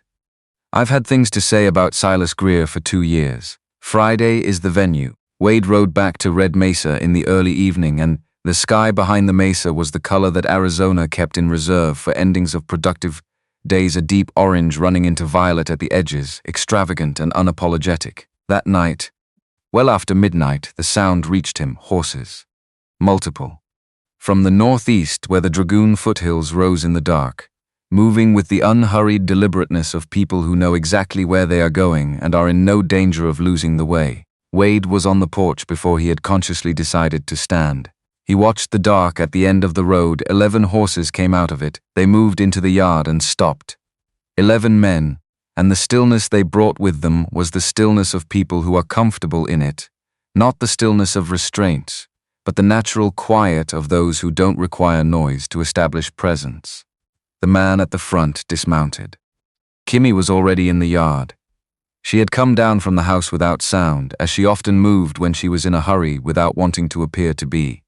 She went to her uncle and embraced him, and the embrace was brief and complete, the embrace of people for whom the gesture is genuine rather than performed. Then she stepped back and turned, and the expression on her face was the expression of someone who has been managing 2 important things separately and is now allowing them to meet. Chief Standing Crow looked at Wade. He was perhaps 65, built like the landscape had shaped him over a long time, not imposing in the way of large men, but dense with the accumulated weight of experience and decision. He wore practical clothes, trail-worn and without ornament. His face held its decades without apology, every line of it drawn by specific weather and specific choices. And his eyes, when they found Wade in the lamplight, held the quality of someone who has already determined a great deal and is now simply verifying. Ethan Callaway, he said. Not a greeting, a naming. The way you place a known quantity in its correct location, Chief, Wade said. I knew your name before my niece sent word. He said it without drama, which made it heavier. In 1875, at the Dos Cabezas parley, a cavalry officer refused to sign the order to burn the winter food stores at the Aravaipa camp. His commanding officer was angry enough to file a formal reprimand. But the stores were not burned. He looked at Wade steadily. 23 people in that camp survived the winter because of that refusal. 3 of them are still with my group now. Wade was very still, I was present at Dos Cabezas that season. I heard about the officer afterward from the people who survived. I didn't know his name. Standing Crow looked at Kimmy, briefly, then back at Wade. Your name came to me in my niece's message, with a description. I matched it to the record I carry. A pause. My niece said you were not what she expected. I already knew that before she said it. The silence that followed asked nothing from anyone.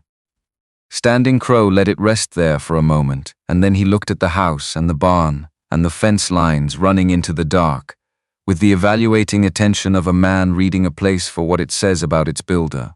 You have a problem that arrives the day after tomorrow, he said. Friday 1st, Wade said. Town meeting, public record.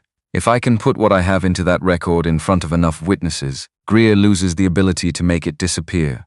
And Sunday? Sunday we need federal presence, which depends on how fast a rider can move between here and Tucson.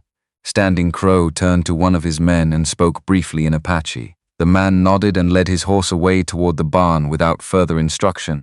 My fastest rider goes tonight, Standing Crow said. A different route than your man Gantry used. They won't arrive at the same time. Which is useful. It means 2 independent deliveries, 2 different points of contact. Harder to intercept both?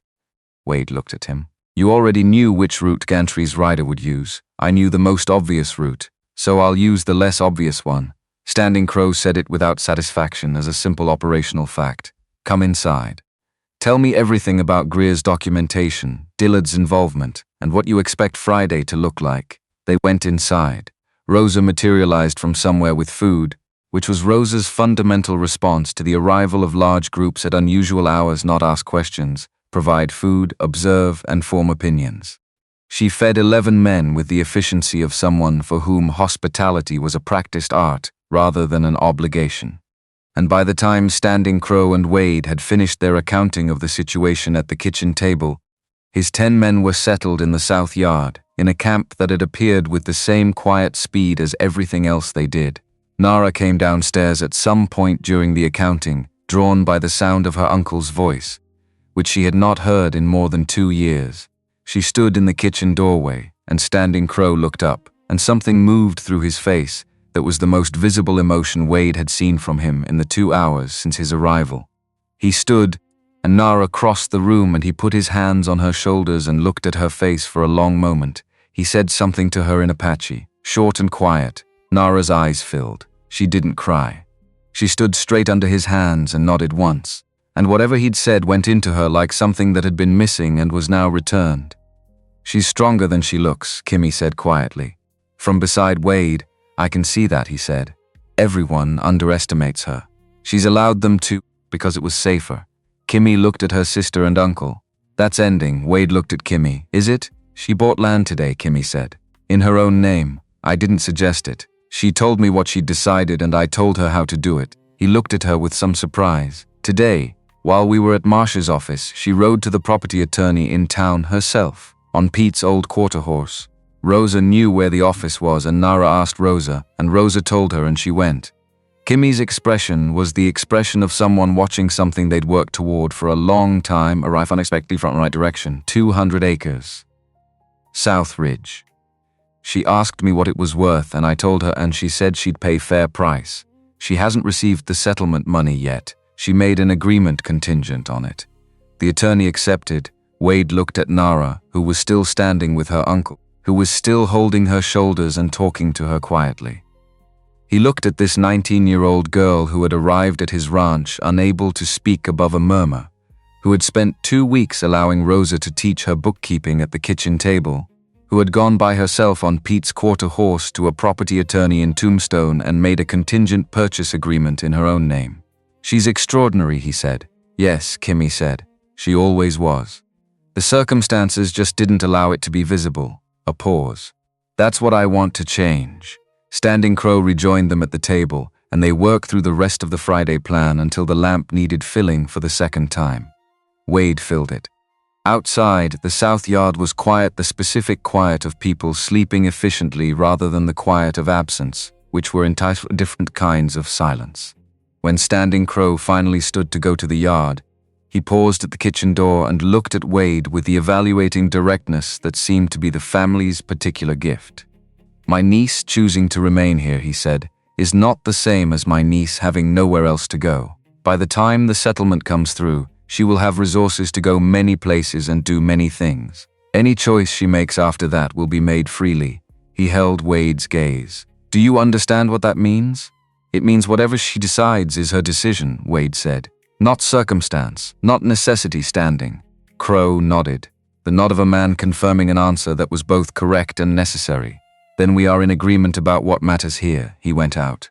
Wade sat alone at the kitchen table for a moment in the lamp's circle. Tomorrow was Thursday, then Friday, then Sunday. And in between those days, everything that the last 3 years had been moving toward the particular direction of a life that had lost its purpose, and was now finding, in the most unexpected set of circumstances possible, that purpose was not something that arrived or didn't arrive. It was something you made out of whatever materials the day put in front of you. He had $700 less than he'd had 9 days ago. He had a kitchen that had been used for actual meals by actual people every night this week. He had, somewhere in the house above him, 2 women who had arrived as strangers and were becoming something he didn't have the right word for yet. And in the yard outside, 11 people who had ridden through the night because one of them had sent word that it was time to come. He turned down the lamp. The house breathed around him, full and occupied, and he went upstairs and did not lie awake. Thursday arrived with the particular clarity of a day that knows what comes after it. Wade was at the fence line by 6, doing the work that needed doing regardless of what else was happening. Because a ranch doesn't pause for personal drama and the animals require feeding on a schedule indifferent to human urgency. The south pasture fence had 3 week posts he'd been deferring since August. He deferred them no longer. His hands needed something to do that produced a visible result, and driving fence posts was that thing. Standing Crow found him there at 7:30. The older man walked the fence line from the ranch gate without announcing himself, arriving at Wade's position with the quiet ease of someone for whom unannounced movement through terrain was simply how movement worked. He picked up the spare post driver without being asked and set it against the next soft post and looked at Wade. They worked in parallel for 20 minutes without speaking, which was the kind of company Wade had not had in 3 years, the company of a person who understood that work and conversation were not the same thing and did not need to be combined. Then Standing Crow set down the driver and looked east toward the Dragoon Mountains, which were visible from this section of fence as a blue-gray line on the horizon, distant and specific. Those mountains, he said, I know. My people have been in them for longer than this territory has had a name in English. He said it without bitterness and without sentiment as a geological fact, the way you say the Colorado runs south. My niece's father is buried there. My brother before him. My grandmother, a pause. When Kimmy was small, she used to climb the eastern face at dawn to watch the light come up. Nashota told me she would stand there for an hour sometimes. Just watching, Wade looked at the mountains. She still does that here. Goes to high ground at first light. Yes, she would. Standing Crow picked up the driver again and moved to the next post. She is her father's daughter in that way. He also needed to see the full shape of a place before he could be comfortable in it. A pause. He took longer to trust than most people. But what he trusted completely. Wade heard what was underneath the sentence and didn't respond to it directly. Some observations didn't need response. They needed to be received correctly, and correct reception was sometimes silence. The rider I sent last night, Standing Crow said, knows a man in Tucson who has done work for my people before. A freight merchant named Aldridge, who has legitimate standing with the federal court there and knows the marshals by face and by character. He drove the post with 3 strokes. Aldridge will verify which marshal is the right recipient before Gantry's rider delivers the package. 2 independent confirmations. If either one finds a problem with Aldridge's reliability, we redirect to the second name on the list before anything lands in the wrong office. Wade looked at him. When did you build that contingency? On the ride here. Standing Crow moved to the next post without elaboration. They finished the fence section by 9. Walked back toward the ranch in the morning sun that was now doing its full October work warm without being aggressive, the best the desert could offer. At the gate, Standing Crow stopped. My niece sent me a message, he said. After the first night here. Not the message that asked me to come a second one. 2 days later, He looked at Wade with the evaluating steadiness that had been in his eyes from the first moment. She said, "There is a man here who tells me the real reason for things." She said she didn't know what to do with that yet. Wade absorbed this. I told her. Standing Crow continued, that a man who tells you the real reason for things is either the most dangerous kind of man or the only kind worth knowing, and that the difference between those two things is everything. He opened the gate. "I've been watching you since I arrived. I've made my determination." He went inside. Wade stood at the gate for a moment. Then he followed. The telegram arrived at 10:30. It came via the new acting deputy, a young man named Tanner, who had been appointed by the county commissioner 3 days after Dillard's departure, and who had demonstrated, in those 3 days, a commitment to the job that did not include personal enrichment, which was already a meaningful improvement. He rode in with the envelope and handed it to Connie, with the professional courtesy of someone who understood that the piece of paper he was carrying mattered. The envelope was addressed to Kimmy and Nara Stonehawk, care of W. Calaway, Red Mesa Ranch. Wade set it on the kitchen table without opening it. Connie looked at it. Standing Crow, who was in the parlor, did not come in. He had apparently determined that this was not his moment. Kimmy came in from the barn 20 minutes later, saw the envelope, and looked at Wade. "It's yours," he said. She picked it up. "Read it." Her face did something controlled and complicated, the face of someone receiving information of significant weight and managing, with visible effort, how much of that weight showed in the present company. She held it out to Nara, who was in the doorway. Nara took it. "Read it." Her expression went through 3 things quickly and landed on the 4th, which was the open astonishment of someone who has spent a long time not expecting good news and is now in the presence of it. $35,000, Nara said quietly. "The way you say a number that is larger than your current frame of reference." Rosa at the stove turned around. The telegram was from a Washington attorney's office, a firm that specialized in federal land claims and had apparently been working the Stonehawk case through correspondence with the federal court in Denver for the better part of 18 months. The land claim filed in 1861 by their grandfather Ironcloud the Elder, Chiricahua Apache, asserting traditional territorial rights over approximately 4,000 acres in the Dragoon Mountain foothills, had been adjudicated and settled. The settlement figure was $35,000. Contact required to arrange disbursement. Wade looked at the number on the page. He understood what it meant in practical terms. He had a working knowledge of property values in this territory and could run the math quickly. $35,000 was what a successful cattle operation of significant scale produced in a decade. It was what a Tombstone mine returned in a strong year. It was, in short, enough to go anywhere, do anything, require nothing from anyone, including him. He knew he was doing this arithmetic and knew what it said about where he was in his own thinking, which was somewhere he had not fully admitted to himself yet. He set the arithmetic aside and looked at Kimmy. "Congratulations," he said, and meant it entirely, with only the separate ache underneath that was his own problem and nobody else's. Kimmy looked at him across the kitchen, with the look that had been changing in small increments for 3 weeks, and had lately arrived somewhere that he could not fully name because it was too close to things he was afraid to be wrong about. "You think we're leaving," she said. "I think you have options now that you didn't have before, which is what should have been true from the beginning. That's not the same as thinking we should. No, it isn't." She walked to the window and stood there, looking out at the yard where the South Field camp of Standing Crow's people was visible, the ordered arrangement of people who knew how to inhabit a space with care. She looked at it for a long moment. Before the telegram came, she said, "I sent word to 3 Apache families in this territory. Families who lost land in the raids and have been moving since, with nowhere fixed." She looked out the window. "A family near the Gila River, 2 in the San Simon Valley. I asked if they needed somewhere to be for the winter." Wade was still. "I sent that word 6 days ago," Kimmy continued. "Before I knew about the settlement, before I knew there would be money for any of this." She turned. "I was already building what I was staying to build. The money changes the scale of it. It doesn't change the building." Rosa made a sound to the stove that had nothing to do with cooking. Nara looked at her sister with the expression she wore when she was watching Kimmy do something that Nara had been waiting for her to do, a mixture of recognition and relief. and the particular tenderness of someone who knows a person well enough to understand when they are finally acting from their whole self, rather than only the part that survived by being useful.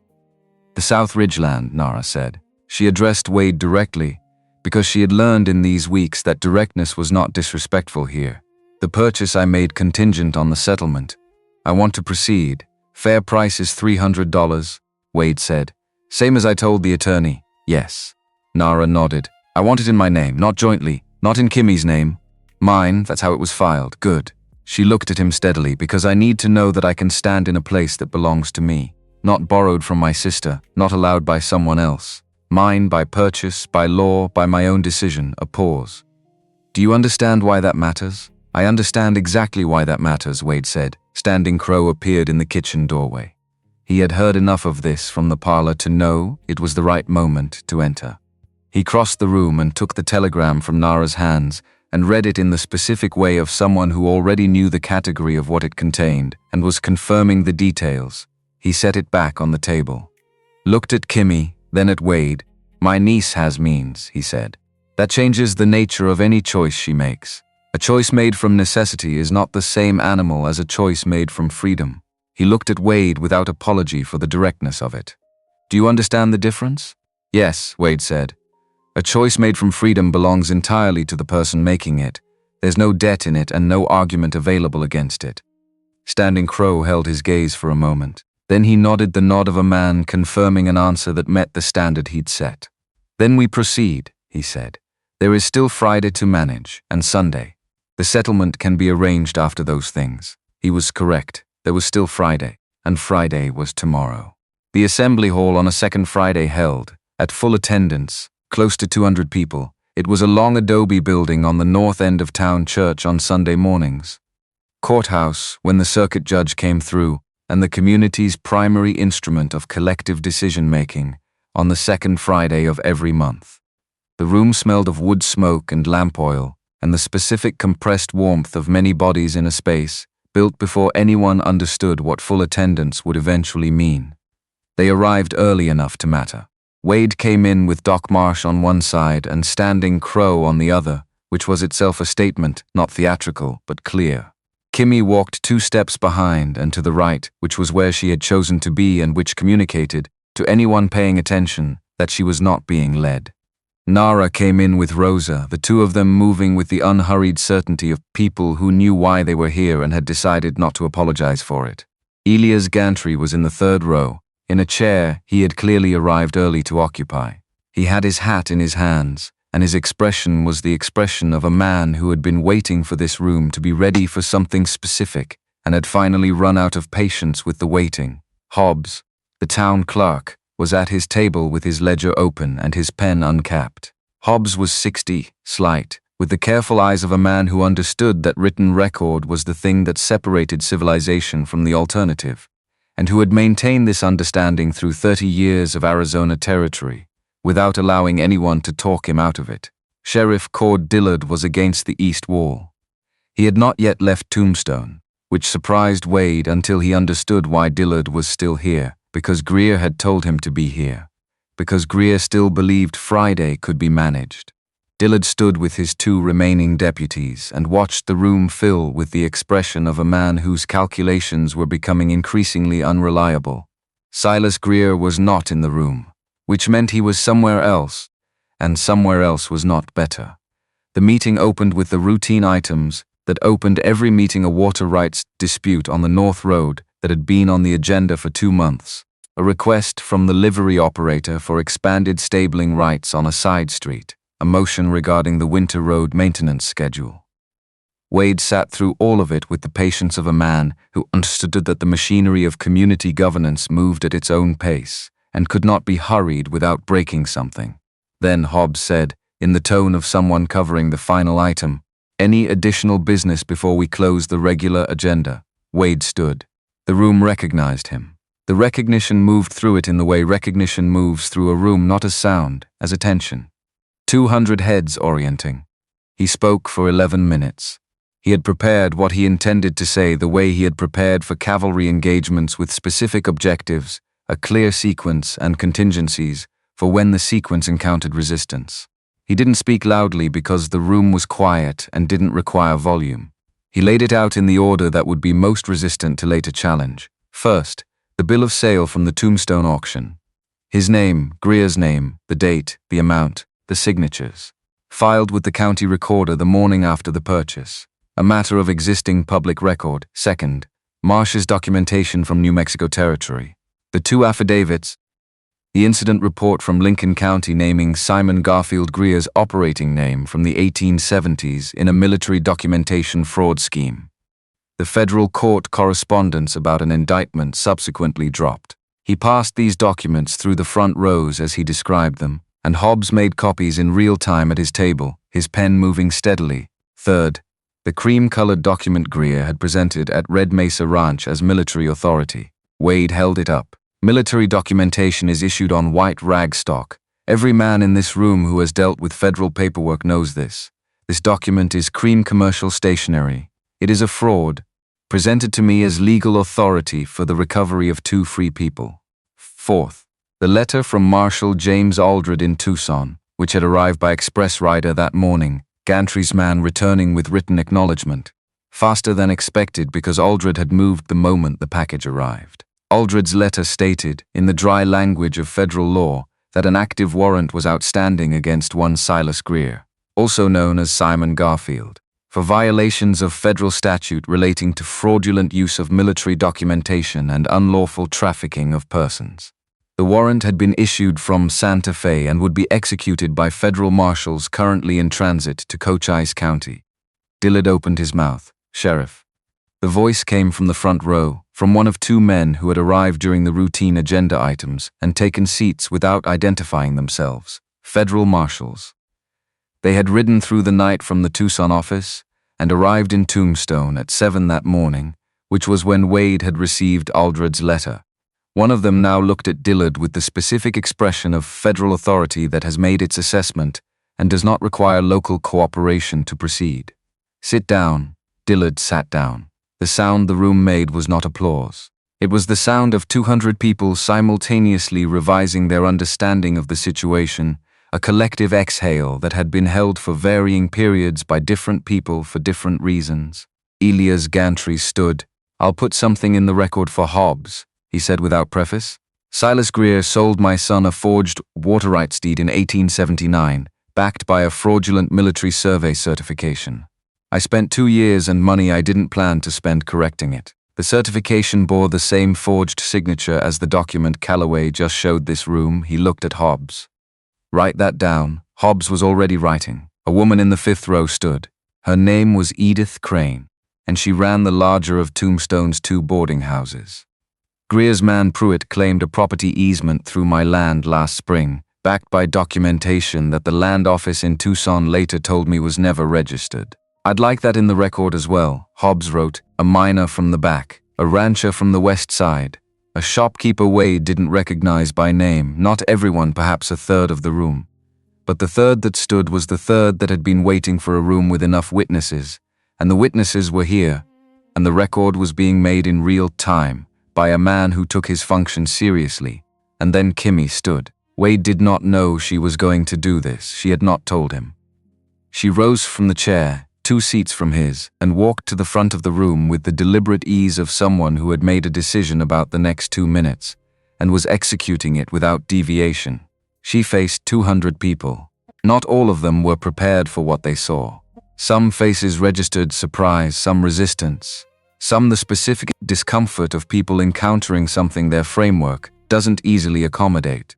She looked at the room without registering any of it as meaningful, cataloging it the way she cataloged everything, as information rather than verdict. My name is Kimmy Stonehawk, she said. Her voice was clear and unhurried, not performing steadiness, simply steady. I am Chichikawa Apache. My father was Nashota, a band leader in the Dragoon Mountains, who died in 1876. She said it the way she said things that had been carried a long time, not performing grief, not avoiding it, simply speaking accurately. I was taken from my people and sold on an auction platform in this town. The man who bought me spent $700 to give me a choice I should have had without any transaction at all. The room was without sound. I stand here tonight so that every person in this room has seen my face. so that when you leave, you cannot say you did not know that this happened, and that it happened here, and that it was wrong. She looked from face to face with the steady, cataloging attention she brought to everything. What you do with what you've seen is your own decision. I am not asking for anything. I am making a record of the fact that you were here and you saw me standing in front of you. She walked back to her seat. The silence lasted for several seconds after she sat down. Then Gantry began to applaud, slowly. Not theatrically, the applause of someone who has witnessed something accurate and is acknowledging it in the only available way. His son beside him. A woman 2 rows back. Then others, scattered through the room, not the whole room, not even half, but enough. Enough to fill the silence with something that was not hostility, which was not the same as acceptance, but was meaningfully different from opposition. One of the federal marshals stood and addressed the room in the formal language of federal process. The active warrant against Silas Greer would be executed upon his person. Any interference with that execution constituted federal obstruction. The documentation entered into tonight's record would be forwarded to the relevant federal courts. Then he looked at Dillard. "Sheriff Dillard," the marshal said, "you'll come with us." Dillard looked at the room. The room looked at Dillard. The calculation in his eyes ran its final cycle and returned an answer he didn't want, which was that there was no version of the next 5 minutes that produced a better outcome than compliance.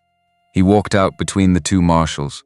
His deputies, without their sheriff, looked at each other, then at the room. Then they walked out on their own, which was perhaps the most dignified exit available to them. Hobbs wrote for 3 solid minutes without looking up. After the meeting, on the steps of the hall in the blue dark evening, Gantry stopped beside Wade. He looked at Kimmy, who was a few yards away with Nara and Rosa and Standing Crow. Accepting something from one of Standing Crow's men, a small wrapped bundle that had come with the group from the Dragoon camp. "That woman," Gantry said, in the tone of someone reporting an observable fact about the natural world. "She's going to be a considerable presence in this county. Whether the county intends to accommodate that or not, I know," Wade said. "Are you ready for it?" Wade watched her. She was listening to her uncle with the full quality of attention she gave things that mattered. And then she laughed, actual laughter, sudden and genuine, at something he'd said, the kind of laugh that came from someone who had not always had room for it and was learning to make room again. He had not heard her laugh before. It changed her face entirely. "I've been getting ready," Wade said. "For about 3 weeks." Gantry extended his hand to Wade. Wade shook it. Then Gantry walked toward Kimmy and extended his hand to her as well, unhurried, matter of fact, not making a ceremony of it. She looked at his hand, looked at his face, then shook it. Firm and brief, the handshake of someone who does not doubt their standing. Gantry nodded, walked to his horse, rode away without another word. They got the news about Greer on Saturday morning. Tanner, the new deputy, rode out to Red Mesa with written confirmation. Silas Greer had been located at a property 6 miles east of Tombstone, a place apparently used as a staging point for various operations that the marshals were now inventorying with considerable interest. He'd been arrested without incident at 4 o'clock Friday evening, approximately 2 hours after the town meeting concluded. He was in federal custody awaiting transfer to Santa Fe, where the original charges from New Mexico Territory would be adjudicated. Harlan Pruitt had ridden south at significant speed and was, as of Saturday morning, no longer in Cochise County. Tanner delivered this information with the professional composure of someone who understood that the news was significant without requiring him to editorialize about it. He accepted Rosa's offer of coffee, sat on the porch for 20 minutes talking to Miguel about fence repair, and rode back to town. Wade read the confirmation letter at the kitchen table. Kimi was across from him, reading it over his shoulder in the manner she had of reading things that were in front of her without announcing the intention to do so. When he finished, she straightened. "It's done," she said. "The immediate problem is done," Wade said. "The county still needs a legitimate sheriff. The auction that happened in October still happened. None of the underlying conditions that produced it are gone." "No," she said, "but the specific men who were running it here are gone, and what's in Hobbs's ledger doesn't come out." She moved to the window, the east window, which had become her thinking position in the same way the barn had become her working position. Different purposes served by different locations. "My father used to say you can't change a river's course in a day. But you can change where it's running, and where is it running? She turned and looked at him with the directness that had stopped surprising him. Here, she said, this ranch. Whatever we build on the South Ridge. The families who are coming, a pause. The direction is different from what it was in October. Standing Crow appeared in the doorway, which was how he appeared in most places, without announcing the approach. My fastest rider this morning, he said. Aldred's office confirms receipt of both packages. Gantry's man arrived first by an hour. My man arrived second, with Aldridge's verbal confirmation that Aldred is the right recipient. He looked at Wade. The case is built. What happens in Santa Fe is no longer our work to do. No, Wade said. That part is done, Standing Crow nodded. Then he looked at Kimmy. I'm leaving tomorrow, he said, after the morning. My people need to move before the weather changes. Kimmy absorbed this. Where? South. Winter camp near the San Pedro. We've used it before. He looked at her steadily. You're not coming with us? No, she said. I'm not, I know. He said it without grief and without ceremony, as a fact that had been true for some time and had simply not been spoken yet. I want to hear you say it. Kimmy looked at her uncle, and the look held everything that didn't need to be said and wasn't going to be said, because they weren't people who understood that some things were confirmed by being present rather than expressed. I'm staying here, she said.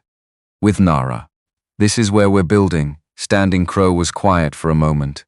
Then, your father built in the Dragoons for 30 years. He built something that lasted past him. He looked at the kitchen, at the window, at the land visible through it. Build something that lasts past you. He went to the yard. That afternoon, Wade rode to the South Ridge, not for any operational reason, because he wanted to see it the 200 acres that Nara had purchased in her own name, the land that would begin to be something different from what it currently was.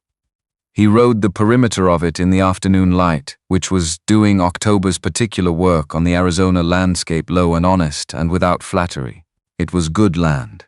Not the best grazing land on the property, but solid ground with a reliable water source from the creek that ran along the eastern edge. The ridge itself provided wind protection from the northwest. 3 natural building sites, flat and dry, with good drainage. He sat on his horse at the highest point of the ridge for a while, looking north toward the main ranch house, looking east toward the Dragoon Mountains on the horizon, looking south at the valley that ran to the border. The full shape of the place, from this elevation. Hooves behind him, Kimmy came up the last slope at a walk and pulled up beside him. She looked at the same view he was looking at. She chose well, Wade said. She knew what she was looking for. Kimmy studied the terrain. She wants to build 3 structures. Not a compound, separate buildings, each with its own space. She said the people who'll come here have been living in places where they had no choice about closeness. She wants to give them distance. That's thoughtful. She's been thinking about it since we arrived. Kimmy looked at the ridge. She had a plan before she had the money. The money just made it possible. They sat on the ridge for a while in the afternoon quiet, looking at the shape of what was and the shape of what was coming.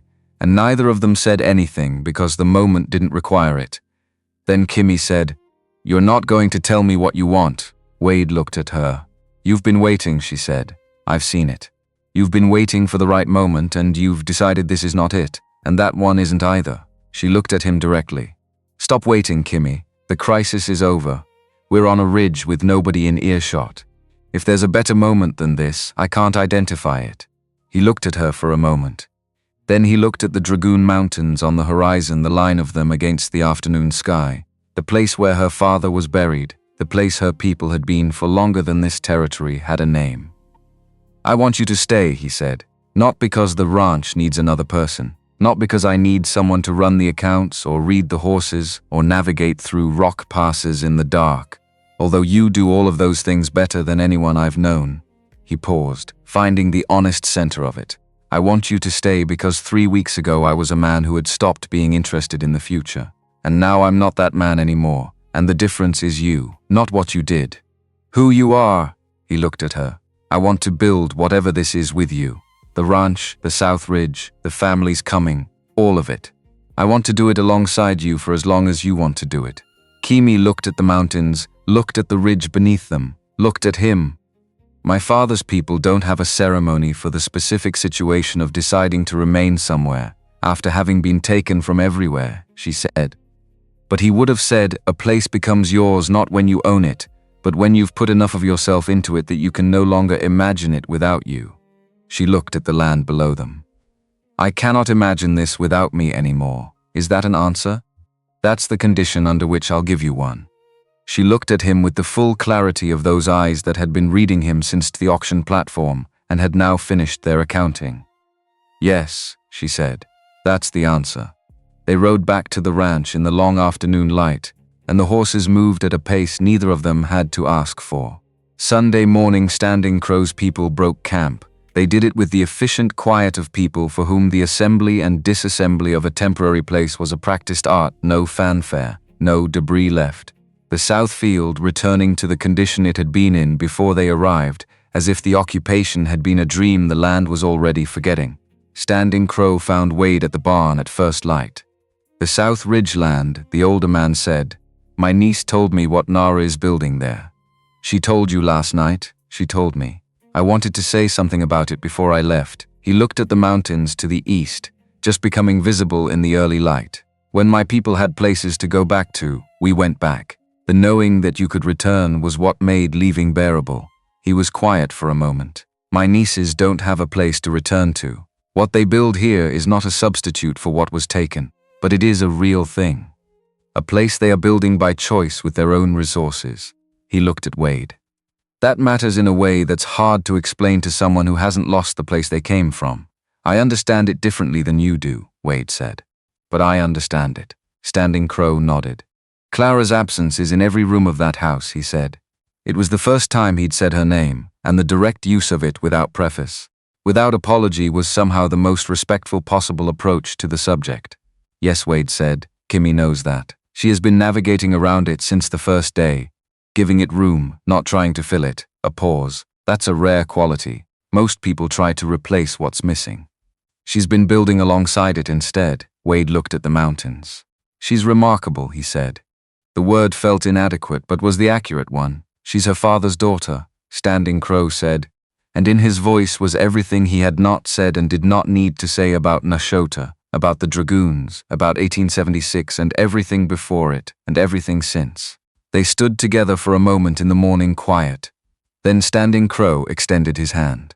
Wade shook it not the way you shake hands with someone you've met, but the way you shake hands with someone you intend to know, which was a different gesture using the same motion. The family's coming from the Gila River, Standing Crow said. The eldest in that family is a man named Grey Hawk. He builds. Tell Nara he'll know how to put up the structures she's planning better than anyone she can hire in Tombstone. I'll tell her. Standing Crow went to his horse. Kimmy and Nara came out of the house together. The farewell with their uncle was private and brief, not cold, distilled.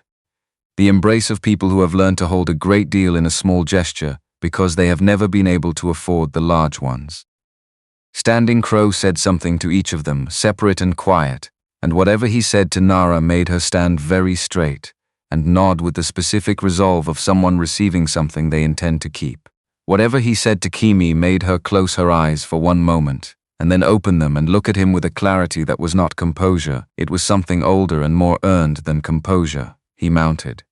His people fell in behind him, orderly and patient, and then they moved south, and the dust from their horses caught the early light and went gold before it settled, and the sound of them diminished by degrees until the ranch was quiet in a new way, not the emptiness of before, but the settled quiet of a place that has been occupied and now holds the memory of that occupation. The three of them stood at the gate, Wade, Kimmy, Nara, until the last of the riders had rounded the eastern mesa and the road was empty. Then Nara said, Grey Hawk, from the Gila River family. Uncle said to ask him about building. Wade looked at her. I was standing close enough to hear, she said, unapologetically. I needed to know. He looked at Kimmy. She was looking at the road where her uncle had gone, and her face held the thing it held when she was feeling something she had decided to feel fully rather than at a manageable distance. He let her have it. He looked back at the road with her, and they stood there together until she was ready to turn away.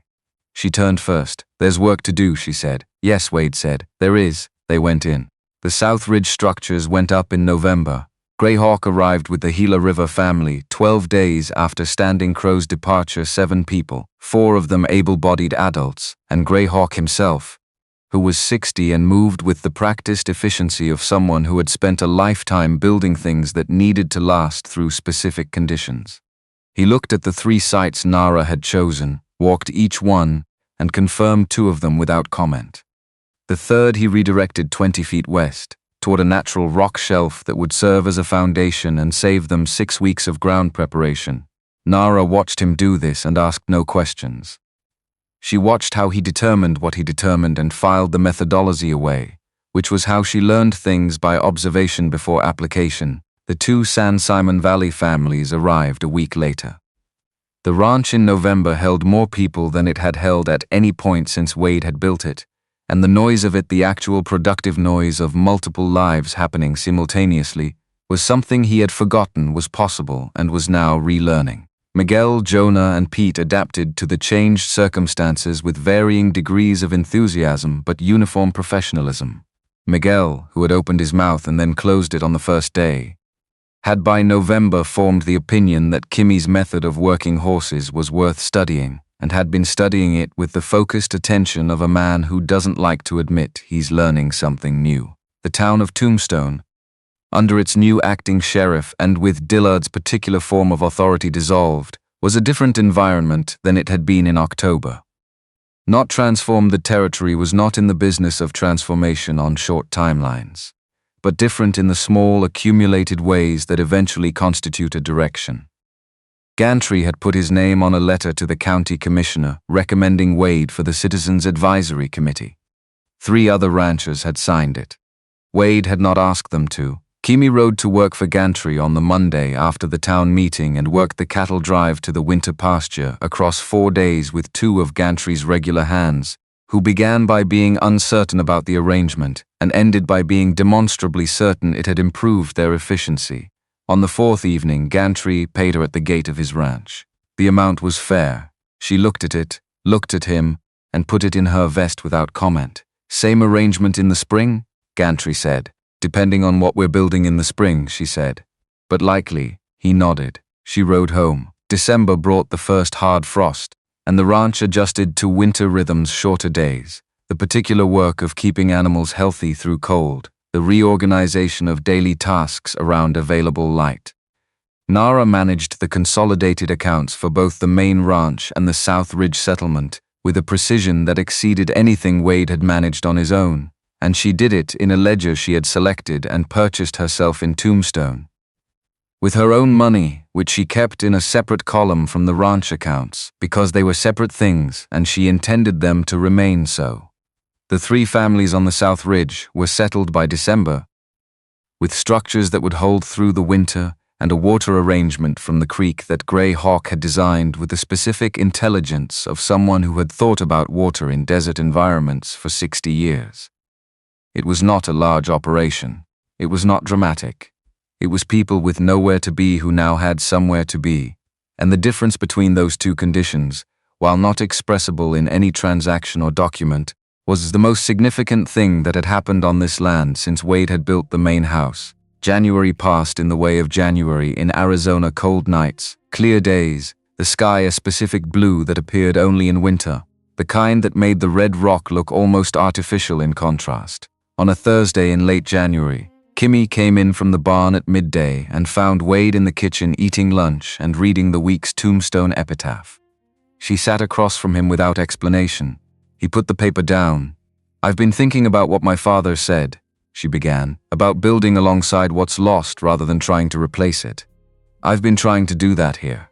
Give Clara's absence its room, not fill it with something that pretends it was never there." "I know," Wade said. "I've seen you doing it. I want to ask you something directly." She looked at him. "Is there room for me in this house that doesn't require either of us to pretend something?" The question deserved the full weight of a real answer. He set down the paper and gave it what it deserved. "Clara is gone," he said. "She's not in competition with anyone because she's not here. And what I feel for you is not a replacement for what I felt for her. It's not the same category of thing at all. It came from different ground, through different circumstances, and it's made of different material." He looked at her steadily. There was room before you asked. But I'm glad you asked, because it means you wanted to know the honest answer. Kimi looked at him for a long moment. The honest answer matters to me, she said. I've been lied to, managed, handled, and sold. The honest answer is the thing I protect most carefully. A pause. You give it without being asked. That's not common. No, I know, she stood. I'm going to finish the afternoon work. We have the account reconciliation tonight, I know. At the kitchen door, she stopped. Didn't turn fully, Wade. Yes, I want to get married in the spring. Before the families on the South Ridge plant their first season. I want it to happen here in this valley, with people who were part of this from the beginning. She turned just enough to look at him over her shoulder. My uncle will come back for it. He told me when he left that he would come when I sent for him. Wade looked at her. You told him it was coming. I told him it was likely, she said. There's a difference, he thought about that. When did you tell him? Before we rode to Marsh's office, she said. The morning of the day through the pass, a pause. I needed to know whether I was right about you before I came back. The ride told me, she went out. Wade sat in the kitchen for a moment in the quiet of a Thursday afternoon, with the epitaph folded on the table and the accounts waiting for evening and the sound of the ranch around him. People working, animals settled, the creek audible in the winter stillness. He was 42 years old. He had spent 3 years counting forward from the worst day of his life. He had, in the last 4 months, done the most impulsive, expensive, and consequential thing he had done since enlisting in the cavalry, and it had produced something he was still learning the full dimensions of. He went back to the accounts and finished his lunch, and did not waste the afternoon. Standing Crow came in April. He came with 12 people instead of 11, which meant someone new had joined the group over the winter, and he came from the south rather than the northeast, which meant the winter camp had been closer than the Dragoon Mountains, and he'd been moving north as the weather shifted. He arrived on a Tuesday morning, which Wade thought was probably not a coincidence. The ceremony was held in the valley below the mesa face on a Thursday afternoon in the 3rd week of April. At the hour, Standing Crow had chosen the hour when the light was honest, without the flattery of morning gold or the drama of evening red, the light that showed things as they were.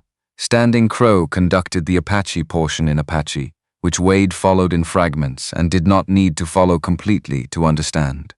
The meaning of a ceremony is not only in its words, it is in who is there and what they have done to arrive at this place. And the meaning in this case was so thoroughly present that the specific language was almost beside the point. Doc Marsh signed the legal documents at a portable table Rosa had carried to the valley for the purpose, which Rosa had done without being asked, because Rosa understood what needed to happen and made it happen. Gantry was there.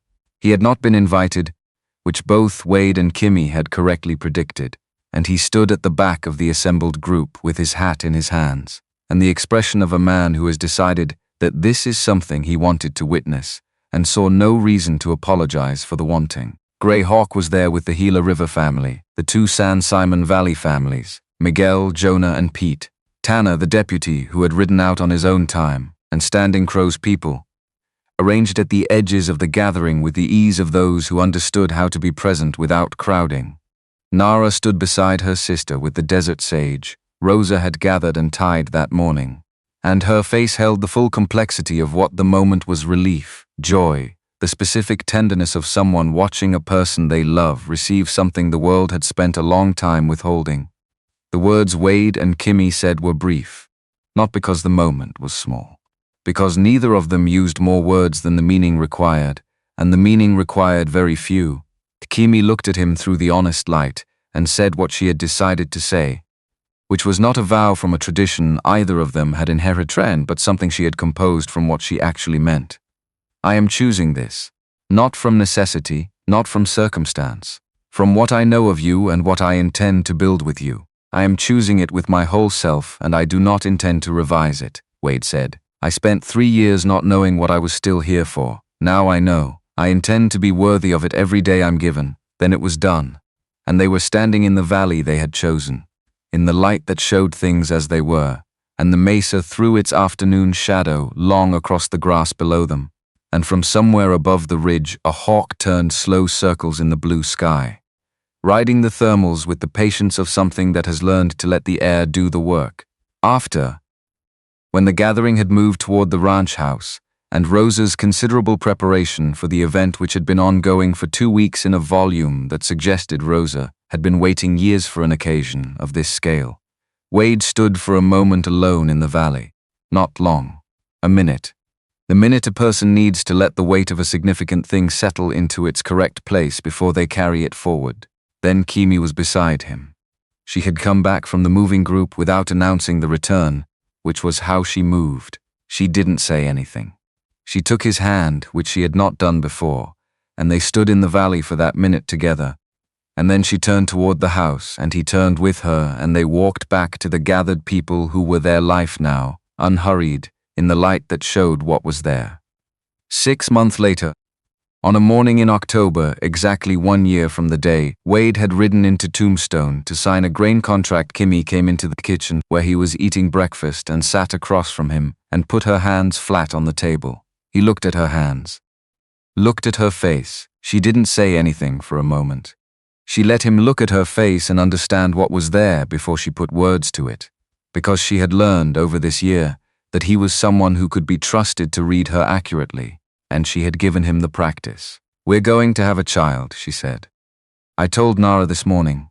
I wanted to tell you both today, but Nara started crying before I finished the sentence, so the simultaneity didn't survive contact with reality." The corner of her mouth moved. Wade looked at her. He was a man who had lost a child before that child had arrived. He had carried that loss in a specific place, separate from the loss of Clara, a loss with a particular texture, not grief for someone known, but grief for someone who would have been known, who would have been a person with a face and a name, and the particular way of running they had not yet developed. He had put that loss somewhere and left it there because there was nothing else to do with it, and the doing had cost him something he had not calculated until it was paid. He reached across the table and covered her hands with his.